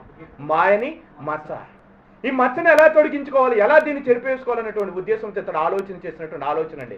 కానీ ఎవరికి తెలియకపోయింది, ఇది ఎవరికి తెలుసు? అందుకే ఇది దేవుని దృష్టికి ఎలాగుందంటండి? దుష్కార్యముగా కనబడింది. ఎట్లా ఉంటుంది ఒకసారి ఆలోచించండి. సామాన్యులుగా మనకే ఎలాగ ఉంటుంది ఒకసారి. నిజంగా దావీదును చూస్తే చాలా జాలి కలిగిద్దండి. అంతటి జాలిపరుడైన దావీదు మీదే మన కోపం వచ్చేస్తుందా లేదా ఒక్కొక్కసారి? ఈ పరిస్థితులను గురించి చూస్తే మనకే అలా అనిపిస్తుందండి. మరి ఆ విషయం ఎప్పుడైతే అతడు తెలుసుకోలేకుండా అట్లానే మత్తులో ఉన్నాడో వెంటనే నాతాను ప్రవక్తను పంపించి ఒక చిన్న కథ అతనికి చెప్పించి ఆ కథలో ఉన్నటువంటి భావం ఏంటి అప్పటికే అతనికి తెలియలేదు. తెలియక ఏమన్నాడు తెలుసా? రాజు కదండి, మరి ధర్మశాస్త్రాన్ని బట్టి తీర్పు తీర్చాలి కనుక ఆ ఒక్క గొర్రెకి బదులుగా 4 గొర్రెలు ఇచ్చేయాలని ఎప్పుడైతే తీర్పు తీర్చాడో వెంటనే నాతాను ప్రవక్త బాంబు పేల్చేశాడండి. ఏమని? ఆ మనుషుడు నీవే అనగానే అప్పుడు అతనికి వెలిగిపోయిందండి. అప్పుడు అతనికి ఇదే చెప్పేటప్పటికి వెంటనే ఏం చేశాడో చూడండి. నాతాను 7వ వచనం, నాతాను దావీదును చూచి ఆ మనుషుడు నీవే, ఇశ్రాయేలు దేవుడైన యెహోవా సెలవిచ్చినదేమనగా ఇశ్రాయేలు మీద నేను నిన్ను రాజుగా పట్టాభిషేకం చేసి సౌలు చేతిలో నుండి నిన్ను విడిపించి నీ యజమాని నగరిని నీకు అనుగ్రహించి నీ యజమాని స్త్రీలను నీ కౌగిట చేర్చి ఇశ్రాయేలు వారిని యోధా వారిని నీకు అప్పగించి తిని ఇది చాలదని నీవు నన్ను అడిగిన ఎడల నేను మరీ ఎక్కువగా ఇచ్చియుందును. నీవు యెహోవా మాటను తృణీకరించి ఆయన దృష్టికి చెడుతనము చేసితివేమి? హిత్తీయుడగు ఉరియాను కత్తి చేత చంపించి అతని భార్యను నీకు భార్య అగునట్లుగా నీవు పట్టుకొని యున్నావు. అమ్మోనీల చేత నీవు అతని చంపించితివి కదా. నీవు నన్ను లక్ష్యము చేయక హిత్తీయుడగు ఉరియా భార్యను నీకు భార్య అగునట్లు తీసుకొనినందున నీ ఇంటి వారికి సదాకాలము యుద్ధములు. 7వ అధ్యాయంలో ఏమిచ్చాడంటే తన ఇంటి వారికి ఏమిచ్చేశాడు? అతను సదాకాలము రాజ్యం ఇచ్చేశాడు. అక్కడ 7వ అధ్యాయంలో దేవుడు అన్నాడు అతని నమ్మకత్వాన్ని బట్టి సదాకాలం రాజ్యం ఇచ్చేస్తానని వాగ్దానం చేశాడు. మరి ఎక్కడికి వచ్చేటప్పటికి సదాకాలము యుద్ధం ఇచ్చేశాడు. సింహాసనాన్ని ఇచ్చాడు, పక్క నుంచి కత్తితో పొడుస్తానని కూడా చెప్తున్నాడండి. ఇప్పుడు దావీదు యొక్క సంతానానికి ఏ వాగ్దానం అమలు అవుతుంది? సింహాసనం వస్తుందా? మరి సదాకాలం యుద్ధాలే ఉంటాయా? రెండు ఉంటాయండి. అవి ఎలా అమలు అవుతాయో తర్వాత చూద్దాం. చూడండి, నీ ఇంటి వారికి సదాకాలము యుద్ధములు కలుగును కాక. ఏ మహానుభావుడి ద్వారా అయితే తరతరములకు సింహాసనం వచ్చిందో ఆ వ్యక్తి ద్వారానే రాకూడని శాపం కూడా రావాల్సినటువంటి పరిస్థితి అండి. 11వ వచనం, నా మాట ఆలకించుము, యెహోవానగు నేను సెలవిచ్చినదేమనగా నీ ఇంటి వారి మూలమునే నీకు అపాయమును. ఎక్కడొస్తారు వీళ్ళు? శత్రువులు ఎక్కడి నుంచి వస్తారు? బయట నుంచి వాళ్ళు ఎవరు రారండి. ఇప్పుడు నీకు వచ్చే శత్రువులు ఇప్పటి వరకు ఫిలిస్తీన్లు వచ్చారు, సౌలు వచ్చారు, వాళ్ళు వచ్చారు, వీళ్ళు వచ్చారు. ఇక నుంచి వచ్చేవాళ్ళు వాళ్ళు కాదు. ఎవరు వస్తారు తెలుసా? నీ ఇంటి వాళ్ళే నీకు శత్రువులు అయిపోతారు. నీ ఇంటి వాళ్ళే నీకు శత్రువులు అవుతారు. నీ ఇంటి వారి మూలమునే నీకు అపాయము పుట్టింతును. నీవు చూచుచుండగా నీ భార్యలను తీసి నీ చేరువు వారికి. నువ్వేం చేసావు? నీకున్నటువంటి భార్యలు చాలా అనుకొని వేరొకటి భార్య దగ్గరికి నువ్వు వెళ్ళావు కనుక, వేరొకరి వైపు నువ్వు చూసావు కనుక, వేరొకరి తిరగలు నువ్వు విసిరావు కనుక నీ భార్యలు చేసి నేనేం చేస్తాను? వేరొకరికి అప్పగిస్తాను. వాళ్ళెవరు అనుకుంటున్నావు? నీ చేరువైన వాళ్ళే, నీ దగ్గరైనటువంటి వాళ్ళకి నేను అప్పగిస్తాను. నువ్వైతే ఏం చేసావు? ఎవరికీ కనపడకుండా రహస్యంగా చేసావు. నేనైతే ఎలా చేస్తాను తెలుసా? ఇది అందరికీ తెలిసేటట్టుగా బహాటంగా నేను చేస్తాను. దేవుడు చెప్తున్నటువంటి మాట అండి. ఎవ్వరికీ తెలియదు, రహస్యంగా నేను చేస్తున్నాను, నన్ను ఎవరూ చూడట్లేదు అనుకుని వాళ్ళు ఇష్టానుసారంగా కార్యాలు చేసేటువంటి వారందరికీ కూడా దేవుడు చేస్తున్న హెచ్చరిక అండి. నన్ను ఎవరు చూడరు, మా ఆవిడ చూడదు, మా ఆయన చూడరు, నా పిల్లలు చూడరు, నా స్నేహితులు చూడరు, ఎవరు చూడరు అని అనుకుంటున్నటువంటి వారందరికీ కూడా దేవుడు చెప్తున్నటువంటి మాట ఏమిటంటే, నీవు రహస్యంగా ఏ పనైతే చేస్తావో అది తప్పని నువ్వు తెలుసుకుని దేవుని దగ్గరికి వచ్చి పశ్చాత్తాప పడితే సరి. లేకపోతే మాత్రం ఆ తప్పు నలుగురిలోకి తీసుకువెళతా, నలుగురిలో నువ్వు తలదించుకోవాల్సిన పరిస్థితి. అదే తప్పు నువ్వు ఒప్పుకుని దేవుని దగ్గరకు వచ్చి ఒప్పుకుని, దేవా నేను తప్పు చేశాను, పొరపాటు చేశాను, ఇది ఎవరికీ తెలియదు, నీకే తెలుసు నాయన, నీ దగ్గరికి వచ్చి నేను ఒప్పుకుంటున్నాను, దయచేసి ఈ తప్పును నలుగురిలోకి వెళ్ళనివ్వకుండా నన్ను కాపాడని దేవుని దగ్గర పశ్చాత్తాపపడి ఇక్కడి నుంచి అటువంటి పొరపాటు జీవితంలో జరగకుండా చూసుకుంటే మాత్రం దేవుడు క్షమించి విడిచిపెడతాడు. కానీ అలా చేయకుండా మాత్రం ఉంటే మాత్రం ఈ పొరపాటు నువ్వు చేసినటువంటి రహస్యంగా చేసినట్టు తప్పు అందరికీ కూడా తెలిసిపోయేటట్టుగా చేస్తాడండి. దేవుడు చెప్తున్నటువంటి మాట, రహస్యమైనది ఏది కూడా తెలియపరచబడక పోదని దేవుడు చెప్తున్నాడండి. మరి దావీదు చేసినటువంటి ఈ పొరపాటు రహస్యంగా చేశాడు, కానీ దేవుడైతే దీన్ని తీసుకెళ్ళి రహస్యంగా అదే మాట అంటున్నాడండి 12వ వచనంలో, పగటియందు వాడు వారితో సైనించును, నీవు ఈ కార్యము రహస్యముగా చేసితివి గాని ఇశ్రాయేలు అందరూ చూచిచుండగా పగటియందే నేను చెప్పిన దానిని చేయించును అనేను. ఆ మాటలు ఎప్పుడైతే అనగానే దావీదు గారు ఎలా ఉంటుందో చెప్పండి ఒకసారి. పాపం ఎంతగా అప్పటి వరకు సౌలు చేతిలో నుంచి రాత్రి అనక పగలనక కష్టం కష్టం కష్టం, ఎప్పుడు ప్రాణగండమే. ఏదో వచ్చింది కదా, రాజ్యం వచ్చింది అనుకున్నాడు. పాపం 4 రోజులు 5 రోజులు మూడు ముచ్చట అన్నట్టుగా 4-5 రోజులు ఉన్నాడు. ఎన్ని సంవత్సరాలు ఆనందంగా ఉన్నాడో తెలియదండి. పాపం రాగూడనటువంటిది అపవాది యొక్క ఆలోచన బట్టి రాగూడనటువంటి ఆలోచన వచ్చి దాన్ని అతడు నెరవేర్చుకోవటం వలన చివరికి అతని జీవితంలో ఏమొచ్చిస్తుందో మళ్ళా చూడండి ఒకసారి ఆలోచించండి. 13వ వచనంలోకి వచ్చేటప్పటికి, నేను పాపము చేసితిని, దావీదు నాతానుతో అనగా, నాతాను నీవు చావకుండానట్లు యెహోవా నీ పాపమును పరిహరించెను. అయితే ఈ కార్యము వల్ల యెహోవాను దూషించుటకు ఆయన శత్రువులకు నీవు గొప్ప హేతువు కలగజేసితివి గనుక నీకు పుట్టిన బిడ్డ నిశ్చయముగా చచ్చునని దావీదుతో చెప్పి తన ఇంటికి. పాపం ఎంత ఆనందంతో బ్రతికినటువంటి ఆనందం కొద్ది కాలంలోనే అతని నుంచి దూరం అయిపోవాల్సిన పరిస్థితి. అప్పుడు తన తప్పు తెలుసుకున్నాడండి, పశ్చాత్తాపడుతున్నాడు. ఈ సందర్భంలో రాయబడినటువంటి కీర్తన మరి దావీదు రాసిన 51వ కీర్తన. ఆ కీర్తన అంతటా మీరు చదువుకుంటే అతడు అడుగుతున్నటువంటి ప్రార్థనలో ఒక మాట అడుగుతున్నాడండి. ఏమడుగుతున్నాడు తెలుసా? దేవా నీ పరిశుద్ధాత్మ నా ఎద్దు నుండి తీసివేయకు. అతను అడుగుతున్నటువంటి మాట అండి. తప్పు చేశాడు కనుక తప్పు చేసినటువంటి అతనికి ఏముండకూడదండి? పరిశుద్ధాత్మ ఉండకూడదు. పరిశుద్ధాత్మ కానీ అతను ఎదురుండి తీసేస్తే ఇక అతడు రిపెండ్ అయ్యి దేవుని తట్టు తిరిగే అవకాశం మాత్రం అతనికి ఉండదండి. ఎంత అండి ఆ వచనం? ఎంత? 11వ వచనం. నీ పరిశుద్ధాత్మను మాత్రం నా ఎదురు నుండి మాత్రం తీసివేయి. ఒకవేళ ఆ పరిశుద్ధాత్మ అతని దగ్గర ఉందనుకోండి, చేసిన పొరపాటును బట్టి పరిశుద్ధాత్మ ఏం చేస్తుంది? లోకమును గురించి, తీర్పును గురించి, పాపమును గురించి పరిశుద్ధాత్మ ఏం చేస్తాడు? ఒప్పింపజేస్తాడు కనుక అతిక్రమములను ఒప్పుకుని వాడు ఏమవుతాడు? కనికరాన్ని పొందుతాడు. కాబట్టి పరిశుద్ధాత్మను మాత్రం దయచేసి నా ఇద్దరు నుండి తీసివేయద్దు. తీసివేస్తే మాత్రం నా పాపము నేను ఒప్పుకోలేకపోతే మాత్రం నీ కనికరం నా మీదకి రాదని దేవుడిని అడిగాడు. దేవుడు అడిగినటువంటి దాన్ని బట్టి పరిశుద్ధాత్మను మాత్రం దయచేసి అతని దగ్గర నుంచి తీసివేయలేదండి. తర్వాత అతని జీవితంలో ఎదురైన సమస్యలు 16వ అధ్యాయం నుంచి వచ్చేటప్పటికి, మరి బత్షెబాకి దావీదు గారికి పుట్టినటువంటి మొదటి బిడ్డ అండి. మొదటి బిడ్డ వెంటనే ఏమైపోయారు? కాయిలా పడ్డారు. కాయిలా పడంగానే ఆ బిడ్డ కోసం దావీదు ఏం చేయాల్సిన పరిస్థితి?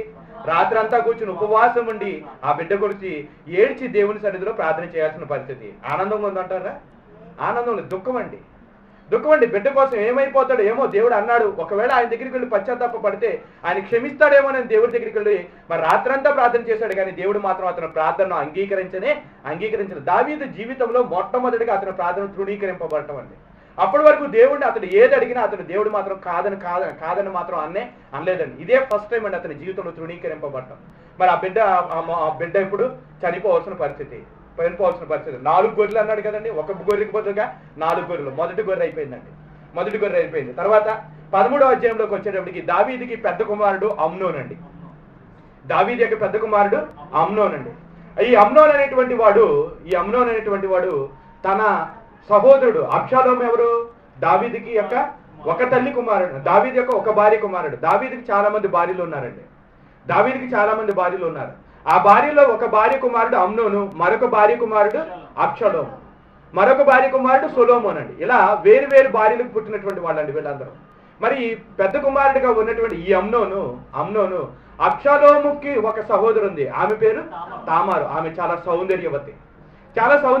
ఆమె అందాన్ని చూసినటువంటి ఈ అమ్నోను ఆమె మీద మోహించాడండి. వరుసగా వీళ్ళిద్దరు ఏమవుతారు? అన్నా చెల్లెళ్ళు అవుతారు. అన్నా చెల్లెళ్ళు అయినప్పటికీ కూడా చెల్లెల మీద చూసి మోహించాల్సిన పరిస్థితి. ఆ చెల్లెల కోసం చిక్కిపోతున్నప్పుడు మరి ఈ అమ్నోనికి ఒక స్నేహితుడు కూడా ఉన్నాడండి. అతని పేరే యెహోనాదాబు. అతడు కపటం కలిగినటువంటి వాడు, దుష్టుడైనటువంటి వాడు. ఈ యెహోనాదాబు ఎవరో కాదండి, దావీదు సహోదరుడు అయినటువంటి షిమ్యా కుమారుడు. దావీదుకి అన్నలు ఉన్నారు కదండి. దావీదు అన్నలో షిమ్యా, ఎలియాబు, షిమ్యా. ఈ షిమ్యా యొక్క కుమారుడే ఈ యోహోనాదాబు. అంటే దావీదుకి ఇతడు కూడా ఏమవుతాడు, కొడుకు వరుస అవుతాడు. అంటే ఈ అమ్నోనికి ఇతడు ఏమవుతాడు, యోహోనాదాబు ఏమవుతాడంటే తమ్ముడు వరుస, అన్న వరుస అవుతాడండి. మరి తమ్ముడు అన్నడు అయ్యేటువంటి ఇతడు మిత్రుడుగా ఉన్నాడండి. ఎవరికి? అమ్నోనికి అండి. ఈ అమ్నోను చిక్కుపోవడం చూసి వెంటనే అతని దగ్గరికి వచ్చి అడుగుతున్నాడు, ఏంటి నువ్వు ఎందుకు చిక్కుపోతున్నావు అనగానే మనసులో ఉన్నటువంటి ఆలోచన అతనికి చెప్పేశాడండి. చెప్పేసేటప్పటికి ఇతడు ఏమన్నాడు, ఒక ఉపాయాన్ని ఇచ్చేశాడు. నువ్వు రోగిలాగా ఉన్నట్టుగా వేషం వేసినప్పుడు తామారును పంపించమని మరి మీ తండ్రి గారికి వర్తమానం పంపించు, తామారు వచ్చి నీ కొరకు వంట చేస్తుంది. ఆ రీతిగా తామారు నీ దగ్గరికి వచ్చినప్పుడు నువ్వు అనుకున్నది చేసేమని చెప్పగానే మరి ఆ చెప్పినటువంటి ఆలోచన బట్టి అమ్నోను కూడా ఆ రీతిగానే చేయడం జరిగిందండి. చేసినప్పుడు ఈ విషయం ఎవరికి తెలిసింది? ఎవరికి తెలిసిందండి? దావీదుకి తెలిసిందండి. దావీదుకి తెలిసి ఏం చేశాడో చూడండి, 21వ వచనం, 13వ అధ్యాయం 21వ వచనం. ఈ సంగతి రాజుకు దావీదునకు వినబడినప్పుడు అతడు బహు రౌద్రము, పిచ్చ కోపం వచ్చేసిందండి. కానీ వచ్చిన ఉపయోగం ఏముంది? ఏమైనా చేయగలడా? ఏమీ చేయలేని పరిస్థితి, నిస్సహాయ పరిస్థితిలో ఉండిపోయాడండి. బహు రౌద్రం తెచ్చుకుని ఏమీ చేయలేనటువంటి పరిస్థితి. కానీ అక్కడే ఉన్నాడండి ఎవరు? అబ్షాలోము తన అన్నయ్యకు అమ్నోనుతో మంచి చెడ్డలేమి మాట్లాడక ఊరకుండెను గాని తన సహోదరి యొక్క తామారును బలవంతము చేసినందుకే అతని మీద పగబట్టేశాడండి. అతని మీద పగబట్టాడు. దావీదైతే ఏమీ చేయలేని నిస్సహాయకుడిగా మిగిలిపోయాడు. కానీ అబ్షాలోము అయితే ఈ జరిగినటువంటి తన సహోదరిని మరి అమ్నోను చెడిపాడు కనుక దానిని బట్టి అబ్షాలోము ఏం చేశాడు? అమ్నోను మీద పగబట్టాడండి. పగ ఏం లేపింది? కలహాన్ని లేపింది. 2 సంవత్సరాలు వెయిట్ చేశాడండి. 2 సంవత్సరాల వరకు టైం ఎక్కడ దొరికిద్దా అని వెయిట్ చేశాడు. 2 సంవత్సరాల వరకు అమ్నోను అతని చేతిలో దొరకలేదు. ఒకనొక టైం వచ్చేటప్పటికి మరి దావీదు దగ్గరికి వెళ్ళి అబ్షాలోము అడుగుతున్నాడండి, రాజా మేము ఒక విందు చేయబడుతున్నాను కనుక మీరు మీ పరివారం అందరూ కూడా ఆ విందుకు తప్పకుండా రావాలని రాజుగారిని వెళ్ళి అడుగుతున్నాడు. తన తండ్రి అనే దావీదు దగ్గరికి వెళ్ళి అడుగుతున్నాడండి. రాజేమో మేము రావునాయన, మేము వస్తే మా అందరి వల్ల నీకు విందు అనేది భారంగా ఉంటది కనుక మేము నీ యొద్దకు రామని చెప్పినప్పుడు, సరే నా అన్నయ్య అయినటువంటి అమ్నోనునైనా దయచేసి నాకు పంపించమన్నాడు. అమ్నోను పంపించడం జరిగింది. అమ్నోను వెళ్ళి తాగి మత్తుడుగా ఉన్నప్పుడు అదును చూసి వేసేయమని తన సేవకులకి ఆజ్ఞాపించినప్పుడు ఆ సేవకులు కూడా ఏం చేశారు? అతడు మత్తుడై ఉన్నప్పుడు కత్తి పట్టుకుని అతన్ని పొడిచి చంపేశారండి. అతడు పడి చచ్చిపోవడం పరిస్థితి. ఆలోచించండి. ఒక విషయాన్ని గమనించినట్లయితే ఇది 2వ గొర్రె అండి. దావీదు యొక్క జీవితంలో 2వ గొర్రె. అమ్నోను చచ్చిపోవడం కారణం ఎవరు? అతని మనసులో పుట్టిన దుష్ట ఆలోచన అండి. దావీదుకి చాలా మంది కొడుకులు ఉన్నారండి. ఆ కొడుకుల్లో ఇతర ఎందుకు చచ్చిపోవాల్సిన పరిస్థితి వచ్చింది? వాళ్ళెవరు చచ్చిపోలేదు. దావీదుకి చాలా మంది 19 మంది కుమారులు ఉన్నారండి. 19 మంది కుమారులు వీళ్ళే చచ్చిపోవాల్సిన పరిస్థితి ఎందుకు వచ్చిందో ఒకసారి ఆలోచించండి. అమ్నోను ఎందుకు చచ్చిపోవాల్సిన పరిస్థితి వచ్చిందంటే అమ్నోను కూడా దేవునికి వ్యతిరేకమైన ఆలోచన వచ్చింది. అందుకని వ్యతిరేకమైన ఆలోచన వచ్చినందుకు అబ్షాలోము చేతిలో నీచుడు చచ్చినట్టుగా చావాల్సిన పరిస్థితి. ఒక అబ్నేరు ఎలా చచ్చాడో, ఒక ఇష్బోషేతు ఎలా చచ్చాడో, ఒక అమ్నోను కూడా అలానే చనిపోవాల్సిన పరిస్థితి. కారణమైతే అతని మనసులో పుట్టిన దురాలోచన బట్టి. మరి అబ్షాలోము అయితే అమ్నోను చంపేశాడు. వెంటనే అబ్షాలోము ఎక్కడికి పారిపోయాడు? గెరారు రాజు, సిరియా దేశానికి పారిపోయాడండి. ఈ సిరియా రాజు ఎవరు అంటే ఇతని తాత అండి. అతని తాత దగ్గరికి వెళ్ళి 3 సంవత్సరాలు అక్కడే ఉన్నాడండి. 3 సంవత్సరాలు దావీదు గారి ఏడవటమేనండి. తన కుమారుడైన అమ్నోను గురించి 3 సంవత్సరాలు ఏడ్చాడు. చూడండి 37వ వచనంలో, 13వ అధ్యాయము 37వ వచనంలో. అయితే అబ్షాలోము పారిపోయి అబీహూదు కుమారుడైన తల్మాయి అను గెషూరు రాజు వద్ద, ఈ గెషూరు రాజు ఎవరు అంటే అబ్షాలోము యొక్క తల్లి యొక్క తండ్రి అండి. అంటే అబ్షాలోము తల్లి పేరు మయాక అనుకుంటే ఈ మయాకి తండ్రి ఈ తల్మయి అండి. అతని తాత దగ్గరికి వెళ్ళి తలదాచుకుంటున్నప్పుడు దావీదేమో అనుదినము దావీదు అనుదినము తమ కుమారుని కొరకు అంగలార్చుచు ఉండేను. 3 సంవత్సరాలు. 38వ వచనంలో అబ్షాలోము పారిపోయి గెషూరునకు వచ్చి అక్కడ 3 సంవత్సరములు ఉన్న తర్వాత రాజైన దావీదు అమ్నోను మరణమాయని అనుకుని అతని గురించి ఓదార్పు నొందిన వాడే అబ్షాలోమును పట్టుకొని వలన ఆలోచన మానివేశాడండి. 3 సంవత్సరాలు అమ్నోను గురించి ఏడుస్తున్నాడు. అదే టైంలో అబ్షాలోమును పట్టుకుని చంపాలనుకుంటున్నాడు. కానీ అబ్షాలోము దొరకలేదండి. 3 సంవత్సరాలు అబ్షాలోము అక్కడే ఉండటం జరిగిందండి. తర్వాత అబ్షాలోము గురించి దావీదు బెంగ పెట్టుకున్నాడు అన్న విషయాన్ని తెలుసుకున్నటువంటి దావీదు సైన్యాధిపతి అయినటువంటి యోవాబు ఏం చేశాడు? అబ్షాలోమునికి రాజుగారి దగ్గరికి పిలిపించాడండి. రాజుగారి దగ్గరికి పిలిపిస్తే ఈ అబ్షాలోము రాజమందిరంలోకి వచ్చాడు. కానీ దావీదు దగ్గరికి మాత్రం వెళ్లకుండా 2 సంవత్సరాలు రాజమందిరంలో ఉంటున్నాడు. కానీ దావీదును మాత్రం చూడలేదు. దాదాపు 5 సంవత్సరాల కాలం పాటు అబ్షాలోము దావీదు మొహమే చూడలేదండి. అబ్షాలోము వచ్చాడు, దావీదు దగ్గర ఉంటున్నాడు, కానీ దావీదు ముఖం చూడలేదండి. 5 సంవత్సరాలు ఉన్న తర్వాత దావీదు దగ్గరికి అబ్షాలోము వెళ్ళాలనుకున్నాడండి. మరి దావీదు దగ్గరికి వెళ్ళాలనుకుంటే ఏ మోహం పెట్టుకుని వెళ్తాడు? అప్పటికి 5 సంవత్సరాలు అయింది. పైగా తన అన్నయ్యనటువంటి అమ్నోను చంపి పారిపోయాడు. దావీదు దగ్గరికి వెళ్తే దావీదు అంగీకరిస్తాడో లేదో అని చెప్పి యోవాబు గారిని పిలవటం ప్రారంభించాడండి. యోవాబు గారి కౌరు పంపిస్తే యోవాబు గారు మొదటిసారి రాలేదు, రెండోసారి పంపించారు, రాలేదు. వెంటనే ఇతను ఏం చేశాడంటే, ఈ యోవాబుకు ఉన్నటువంటి చేలు ఉన్నాయండి, ఆ చేలు ఏం చేశాడు, ఇతడు తగలబెట్టించగానే వెంటనే యోవాబు పరిగెత్తుకుంటూ వచ్చాడండి. పరిగెత్తుకొచ్చి, ఎందుకు నా చేలు తగలబెట్టావంటే, నేను 2 సార్లు నీ దగ్గరికి కౌరు పంపించాను, నువ్వు వచ్చావా అంటే రాలేదనేటప్పటికి అప్పుడు ఈ యోవాబు గారు అబ్షాలోము దగ్గర నుంచి వర్తమానాన్ని తీసుకెళ్లి దావీదుకి తెలియచేయగానే వెంటనే అబ్షాలోమును రమ్మని దావీదు గారు కౌరు పంపించడం జరిగిందండి. అయితే ఇక్కడ జరిగినటువంటి ఒక విషయం ఏంటంటే, ఎప్పుడైతే యోవాబు గారి చేలులను అబ్షాలోము తగలబెట్టాడో యోవాబుకి అబ్షాలోము మీద కచ్చి పెరిగిపోయిందండి, పగ పెరిగిపోయింది. ఎట్లాగైనా ఈ అబ్షాలోముని చంపాలి, నా పొలాలు తగలబెట్టాడు కదా అని అప్పటి నుంచి అబ్షాలోము ఏం చేస్తున్నాడు, అతన్ని చంపడం కోసం టైం వేస్ట్ చేస్తున్నాడు. అతన్ని చంపడం కోసం వేచి ఉన్నాడు. మరి ఈ అబ్షాలోము తర్వాత వచ్చి ఏం చేశాడు, రాజుగారికి వ్యతిరేకంగా బాహుటాన్ని ఎదరవేశాడు. దావీదుకి వ్యతిరేకంగా రాజ్యద్రోహం చేశాడు. వెంటనే దావీదు ఏం చేశాడు, అక్కడ ఉన్నటువంటి వన్నాపాటున అబ్షాలోమునికి భయపడి మరలా అరణ్యానికి పారిపోవాల్సిన పరిస్థితి అండి. చూడండి, అమ్నోను చచ్చిపోయి 3 సంవత్సరాలు ఏడుస్తూ కూర్చున్నాడు. అతని నుంచి కొద్దిపాటి వంశమున వచ్చింది అనగానే వెంటనే మరలా ఎవరో తయారైపోయాడు, అబ్షాలోమే తండ్రి మీద తిరుగుబాటు చేసే పరిస్థితి. తిరుగుబాటు చేసేటప్పుడు అబ్షాలోముని వెంటనే అవసరమైతే దావీదు వెళ్ళి చంపేయచ్చండి. కానీ ధైర్యం ఉన్నటువంటి బలం కలిగినటువంటి దావీదు వెంటనే వెళ్ళి మాత్రం అబ్షాలోముని చంపట్లేదండి. కారణం ఏంటో తెలుసా? అబ్షాలోముకి దావీదుకి యుద్ధం జరిగితే అనవసరంగా అక్కడ ఉన్నటువంటి యెరూషలేములో ఉన్నటువంటి ప్రజలు చనిపోతారండి. ప్రజలు చనిపోవడం ఇష్టం లేక దావీదు వెంటనే ఏం చేశాడు, ఉన్నపాటున పారిపోవాల్సిన అరణ్యానికి పారిపోయాడండి. అరణ్యానికి పారిపోయి ఏం చేస్తున్నాడు చూడండి, 30వ వచనంలో, 15వ అధ్యాయం 30వ వచనంలో, అయితే దావీదు ఒలివల చోట్ల కొండ ఎక్కుచూ ఏడ్చుచూ తల కప్పుకొని పాదరక్షలు లేకుండా కాలినడకను వెళ్ళాను. అతని యొద్దన జనులందరూ తలలు కప్పుకొని ఏడ్చుచూ కొండ ఎక్కిరి. ఏడవాల్సిన పరిస్థితి ఎందుకు వచ్చిందండి? మరలా ఏడవాల్సిన పరిస్థితి, కాళ్ళకు చెప్పులు లేకుండా మహారాజు అయినటువంటి దావీదు కాళ్ళకు చెప్పులు లేకుండా కొండల మీద కాళ్ళు కాలుతుంటే ఏడ్చుచూ తలలు కప్పుకొంచు కొండలు ఎక్కాల్సిన పరిస్థితి ఎందుకు వచ్చిందంటే, తన కుమారుడైనటువంటి అబ్షాలోము తిరుగుబాటు చేయటాన్ని బట్టి. సదాకాలం అన్నారు కదండి, నీ ఇంటి వారి వల్లనే నీకు అపాయం కలగజేస్తాను. ఇంటి వాడైన అబ్షాలోము చేతనే దావీదుకి అపాయం వచ్చేటువంటి పరిస్థితి అండి. మరి ఇలా పారిపోతున్నటువంటి పరిస్థితిలోనే మధ్యలో సౌలు కుటుంబకుల్లో ఒకడైనటువంటి షిమ్మి అనేటువంటి ఒక వ్యక్తి వచ్చాడండి. ఈ షిమ్మి వచ్చి దావీదును దూషిస్తున్నాడండి. 16వ అధ్యాయము 6వ వచనం నుంచి ఉన్నటువంటి మాట, జనులందరూ బలాఢ్యులందరూ దావీదు ఇరుపార్శ్వముల నుండగా రాజైన దావీదు మీదను అతని సేవకుల మీదను రాళ్ళు రువ్వుచూ వచ్చును. షిమ్మి, నరహంతకుడా, దుర్మార్గుడా, చీపో నీ వేల వల్లని నీవు వెళ్ళగొట్టిన సౌలు ఇంటి వారి హత్యను యెహోవా నీ మీదకి రప్పించి యెహోవా నీ కుమారుడైన అబ్షాలోము చేతికి రాజ్యమును అప్పగించి ఉన్నాడు. నీవు నరహంతకుడవై ఉన్నావు గనుకనే ఈ మోసంలో చిక్కుబడి ఉన్నావని చెప్పి నీ రాజును శపించగా. ఈ షిమ్మి ఎవరు?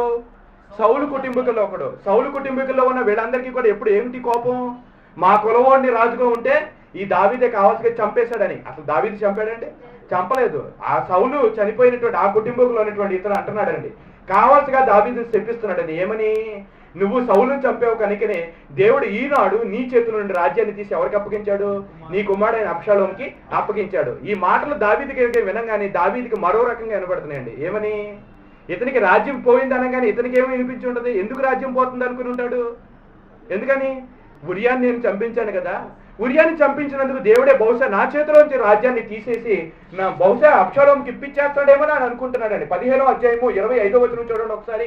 అప్పుడు రాజు సాదోకుని పిలిచి, యాజకుడైన సాదోకుని పిలిచి, దేవుని మందసమును పట్టణంలోనికి తీసుకొని పొమ్ము, యెహోవా దృష్టికి నేను అనుగ్రహము పొందిన ఎడల ఆయనను తిరిగి రప్పించి దానిని తన నివాస స్థానమును నాకు చూపించును.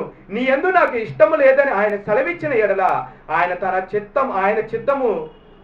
చిత్తము నీ దృష్టికి అనుకూలమైనట్టు నా ఎడల జరిగించునని నేను చెప్పుదునని పలికింది. దావీదు గారు అయితే ఆశ కోల్పోయాడండి. ఏ ఆశ కోల్పోయాడు? తనకి రాజ్యం మరలా దక్కిద్దన్నటువంటి ఆశను అతడు కోల్పోయాడు. కారణం ఏంటంటే, ఉరియాను నేను చంపించాను కదా. ఉరియాని చంపించాను కనుకనే రాజ్యాన్ని తీసుకెళ్ళి కావచ్చు, కానీ దేవుడు నా కుమారుడైన అబ్షాలోము చేతిలో పెట్టేస్తున్నాడేమో అని అనుకుని అబ్షాలోముకు భయపడి ఇతను ఏం చేస్తున్నాడు, అరణ్యాలు పట్టుకుని పారిపోతున్నాడండి. అరణ్యాలు పట్టుకుని పారిపోతూ ఏడుస్తూ తినడానికి తిండి లేనటువంటి పరిస్థితి అండి. మరలా మౌలే. ఒకప్పుడు సౌలు తరుగుతున్నప్పుడు అరణ్యాలు పట్టుకుని తిరిగాడు, ఇప్పుడు అబ్షాలోము తరుగుతున్నప్పుడు మరలా ఆ అరణ్యాలు పట్టుకుని బతుకున్నాడు. చివరికి అబ్షాలోము దొరకగానే చివరికి అబ్షాలోమును అయితే చంపొద్దని దావీదు ఎంతో బతిమలాడాడండి. ఎంతో బతిమలాడు, తన సేనాధిపతులు అందరికీ ఆజ్ఞాపించాడు. కానీ ఈ మాట ఎవరికి ఇష్టంగా లేదు. ఎందుకని? తన చేళ్ళు తగిలిపెట్టించాడు కదా, తన చేళ్ళు తగిలిపెట్టించాడు కనుక ఆ మనసులో ఉన్నటువంటి పగను బట్టి అబ్షాలోము చేతికి దొరకగానే వెంటనే ఏం చేశాడు, ఇతను గురిపెట్టి చంపించేశాడండి. గురిపెట్టి చంపించేశాడు. ఈ అబ్షాలోమును బట్టి మరలా దావీదు ఏడవటం అండి. చూడండి ఒకసారి ఆ మాట చదువుకుందాం. ఒకసారి 18వ అధ్యాయం 33వ వచనం. అప్పుడు రాజు బహు కలతపడి గుమ్మములకు పైగానున్న గదికి ఎక్కిపోయి ఏడ్చుచు సంచరించుచు నా కుమారుడా అబ్షాలోమా, నా కుమారుడా అబ్షాలోమా అని కేకలు వేయచ్చు.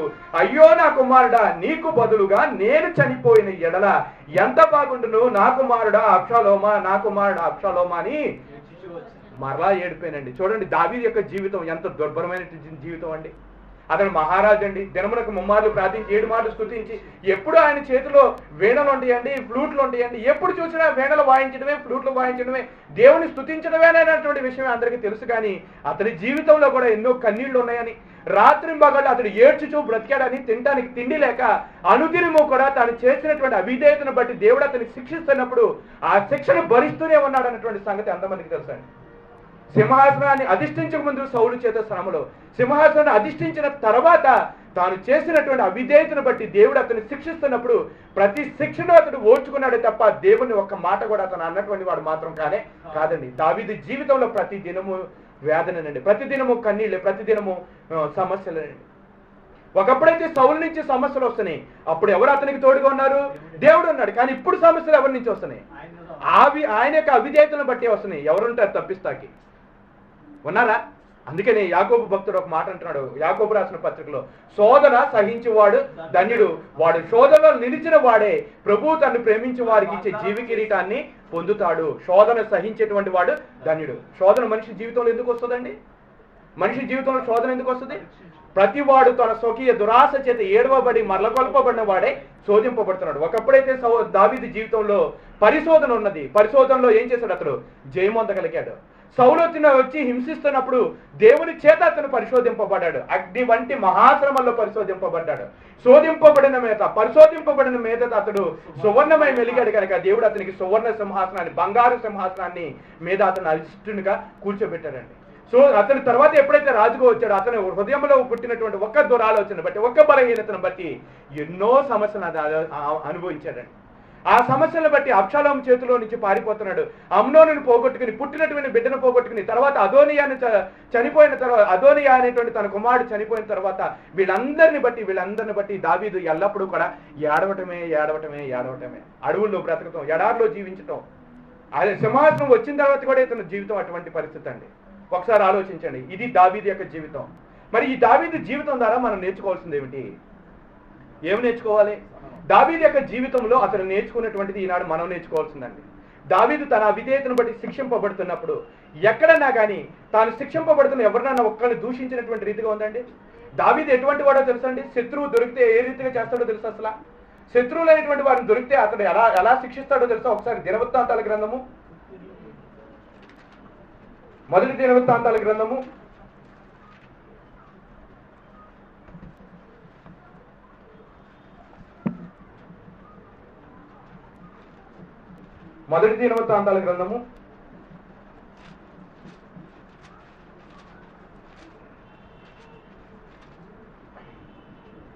20వ అధ్యాయము, మొదటి దినవృత్తాంతాల గ్రంథం 20వ అధ్యాయం. శత్రువులు తనకు దొరికినప్పుడు అమ్మోనీల పట్టణాన్ని ముట్టడి చేసి ఆ శత్రువులందరినీ పట్టుకుని వాళ్ళని ఎలా శిక్షించాడో చూడండి. 3వ వచనంలో, దాని యందున్న జనులను అతడు వెలుపులకు కొనిపోయి, ఎక్కడ? అమ్మోనీల దేశంలో ఉన్న శత్రువులందరినీ పట్టుకుని ఆ పట్టణంలో ఉన్నటువంటి వాళ్ళందరినీ వెలుపులకు కొనిపోయి వారిలో కొందరిని రంపములతో కోయించును. ఏంటో కోయించాడండి? చచ్చిన వాళ్ళ, బ్రతికిన వాళ్ళ? బ్రతికిన వాళ్ళని రంపములతో కోయించెను, కొందరిని ఇనప దంతములతో చీరించెను, కొందరిని గొడ్డళ్లతో నరికించెను. శత్రువులు అంటే మాత్రం శత్రువుల పక్షంగా అతడు చేసేటువంటి విధించే శిక్ష అంత భయంకరంగా ఉంటుందో ఆలోచించండి. చాలా భయంకరంగా ఉంటాడండి అతడు. శత్రువుల పక్షంలో ఇతడు చాలా భయంకరుడు. అంతటి భయంకరుడైనటువంటి అతడు శత్రువును చూడగానే శత్రువుని అంత భయంకరంగా శిక్షించేటువంటి దావీదు ఏమైపోయాడు తెలుసా? సాధు జంతువుగా మారిపోయాడండి. తన మీద తిరుగుబాటు చేసినటువంటి సౌలును మొట్టమొదటిగా క్షమించాడు. ఎప్పుడు? అప్పుడు అతనిలో అవిధేయత లేదండి. అట్లానే అబ్నేరు తనకి వ్యతిరేకంగా మరి కుట్ర చేశాడు. అబ్నేరు వ్యతిరేకంగా కుట్ర చేశాడు. అప్పుడు క్షమించాడా లేదా? క్షమించి అభయమిచ్చి పంపించేశాడు. ఇష్బోషేతు అనేటువంటి సౌలు కుమారుడు దావీదుకి వ్యతిరేకంగా రాజ్యాన్ని స్థాపించాడు. అయినా కానీ ఇష్బోషేతుని ఏమీ అనలేదు. అతను కూడా క్షమించాడు. క్షమించినటువంటి ఆ వ్యక్తి తనలో అవిధేయత ఎప్పుడైతే తనలో పొరపాటు వచ్చిందో అప్పుడు షిమ్మీ వచ్చి దూషిస్తున్నా అతను ఏమాత్రం కూడా ఒక మాట కూడా అనలేదు. షిమ్మీ వచ్చి దూషిస్తున్నా ఏమీ అనలేదండి. బిక్రీ అనేటువంటి ఒక బెన్యామీనుడు వచ్చి దావీదుకి వ్యతిరేకంగా కుట్ర చేశాడండి. దావీదులో మనకు భాగం లేదు అని చెప్పి దావీదుని దూషించినప్పుడు అతన్ని కూడా ఏమాత్రం కూడా అతని ఒక మాట కూడా అనలేదండి. తర్వాత అతన్ని చంపమని యోవాబుకి ఆజ్ఞించి పంపించాడండి. ఈ విధంగా దావీదు జీవితాన్ని చూసినప్పుడు తాను పొందుతున్న శ్రమల ద్వారా అతను ఏం చేసుకున్నాడు తెలుసా? విధేయత నేర్చుకున్నాడండి. తాను పొందుతున్నటువంటి శ్రమల్లో ఎవరిని ఒక్క మాట కూడా అనలేదండి. దేవా, నువ్వు నన్ను శిక్షిస్తున్నావా? సరే, శిక్షించు నాయన. నువ్వు నన్ను శిక్షించడం వల్ల అయినా నీ సన్నిధిలో నేను అంగీకారంగా ఉంటానేమో. శిక్షించు. ఎంత శిక్షిస్తావో శిక్షించు. నీకు ఇష్టమైనటువంటి వారిని కదా శిక్షిస్తావు. దేవుడు తనకి ఇష్టమైనటువంటి వారిని శిక్షిస్తాడు కనుక నన్ను శిక్షిస్తున్నావు కనుక నన్ను కూడా నీవు శిక్షించాని దేవుని శిక్షకు తాను అప్పగించుకున్నాడే తప్ప ఎక్కడా కూడా దేవుని ఒక పల్లెత్తు ఒక మాట కూడా అన్నవాడు మాత్రం కాదు. అడవులకు వెళ్ళిపోమంటావా? వెళ్ళిపోతున్నానని అడవులకు పరిగెత్తాడండి. కాళ్ళకి చెప్పులు లేకుండా వెళ్ళిపోయాడండి. అర్ధరాత్రి లేకుండా ఏది లేకుండా ఎప్పుడు పడితే అప్పుడు పరిగెత్తడం. సిమ్మి వచ్చి దూషిస్తున్నాడా? ఓకే. సిమ్మి చేత నువ్వు దూషించమంటున్నావా? ఓకే, ఇది నీ శాపం అనుకున్నా, నువ్వే దూషిస్తున్నావు అనుకున్నా అని చెప్పి షిమ్మీని కూడా క్షమించి వదిలేశాడండి. అబ్నేరును క్షమించాడు, అట్లానే సౌలు కుమారుని క్షమించాడు, అట్లానే షిమ్మీని క్షమించాడు, అట్లానే అమాస అనేటువంటి ఒక వ్యక్తి ఉన్నాడండి. అతను అబ్షాలోము దావీదు మీద తిరుగుబాటు చేసినప్పుడు ఈ అబ్షాలోముకి సైన్యాధిపతిగా ఉన్నాడండి. సైన్యాధిపతిగా ఉన్నటువంటి అమాసను ఏం చేయాలి? యాక్చువల్గా అబ్షాలోము చచ్చిపోయినప్పుడు అమాసను కూడా ఏం చేయాలి? పట్టుకుని చంపేయాలి. కానీ అమాసను కూడా క్షమించి వదిలేశాడండి. ఈ రీతిగా దావీదు యొక్క జీవితం చూసినప్పుడు అందరినీ కూడా అతను క్షమించిన వాడే తప్ప ఎవరిని శిక్షించిన వాడు మాత్రం కాదండి. అందుకని ప్రభువైన యేసుక్రీస్తు కూడా ఒక మాట అంటున్నాడు, నేను మిమ్మల్ని క్షమించలాగిన మీరు కూడా మీ తోటి వారిని క్షమించండి. మన తోటి వారిని ఎప్పుడైతే మనం క్షమిస్తామో అప్పుడు మన పాపంలో ఏమవుతుంది? దావీదు తన తోటి వారిని క్షమించాడు కనుకనే దావీదు యొక్క పాపాన్ని కూడా దేవుడు క్షమించాడా లేదా? క్షమించాడు. అందుకని దావీదు గురించి దేవుడు ఇస్తున్న స్టేట్మెంట్ ఏంటో తెలుసా? ఇతడు హిత్తీయుడకు ఉరియా భార్య విషయమందు తప్ప మరెక్కడా కూడా నా దృష్టిలో పాపము చేయలేదండి. ఇది దావీదు యొక్క జీవితం అండి. ఇంకా చాలా ఉన్నాయండి, చాలా విషయాలు ఉన్నాయి. అవన్నీ చెప్పాలండి ఇంకో గంట పట్టేస్తుంది. కాబట్టి దావీదు యొక్క జీవితాన్ని గురించి మనం ఒకసారి ఆలోచన చేస్తే ఎంతటి కష్టకాలంలో కూడా అతడు దేవుడి యొక్క పనిని ఏమాత్రం కూడా మర్చిపోలేదండి. ఒకసారి ఆ మాట చదువుకుని ముగించుకుందాం. చూడండి, మొదటి దినవృత్తాంతాల గ్రంథము 22వ అధ్యాయము. మొదటి దినవృత్తాంతాల గ్రంథము 22వ అధ్యాయము 14వ వచనం. అతని జీవితాన్ని గురించి మీరు ఆలోచన చేశారు. అతని జీవితం ఎలాగుందండి? నెమ్మదిగా ఉందండి, సమాధానంగా ఉందండి. అతని జీవితంలో ఎప్పుడు ఎలాగుందో ఒకసారి ఆలోచించండి. నెమ్మది ఉందా? సమాధానం ఉందా? నెమ్మది లేదు, సమాధానం లేదు. అంతటి కష్టకాలంలో కూడా అతడు ఏ రీతిగా దేవుడి పని కొరకే ఆలోచన కలిగి ఉన్నాడు ఒకసారి చూడండి. మొదటి దినవృత్తాంతాల గ్రంథం 22వ అధ్యాయం 14వ వచనం. ఇదిగో నేను నా కష్ట స్థితిలోనే ప్రయాసపడి యెహోవా మందిరము కొరకు 2 లక్షల మణుగుల బంగారం. ఎంత అంటండి?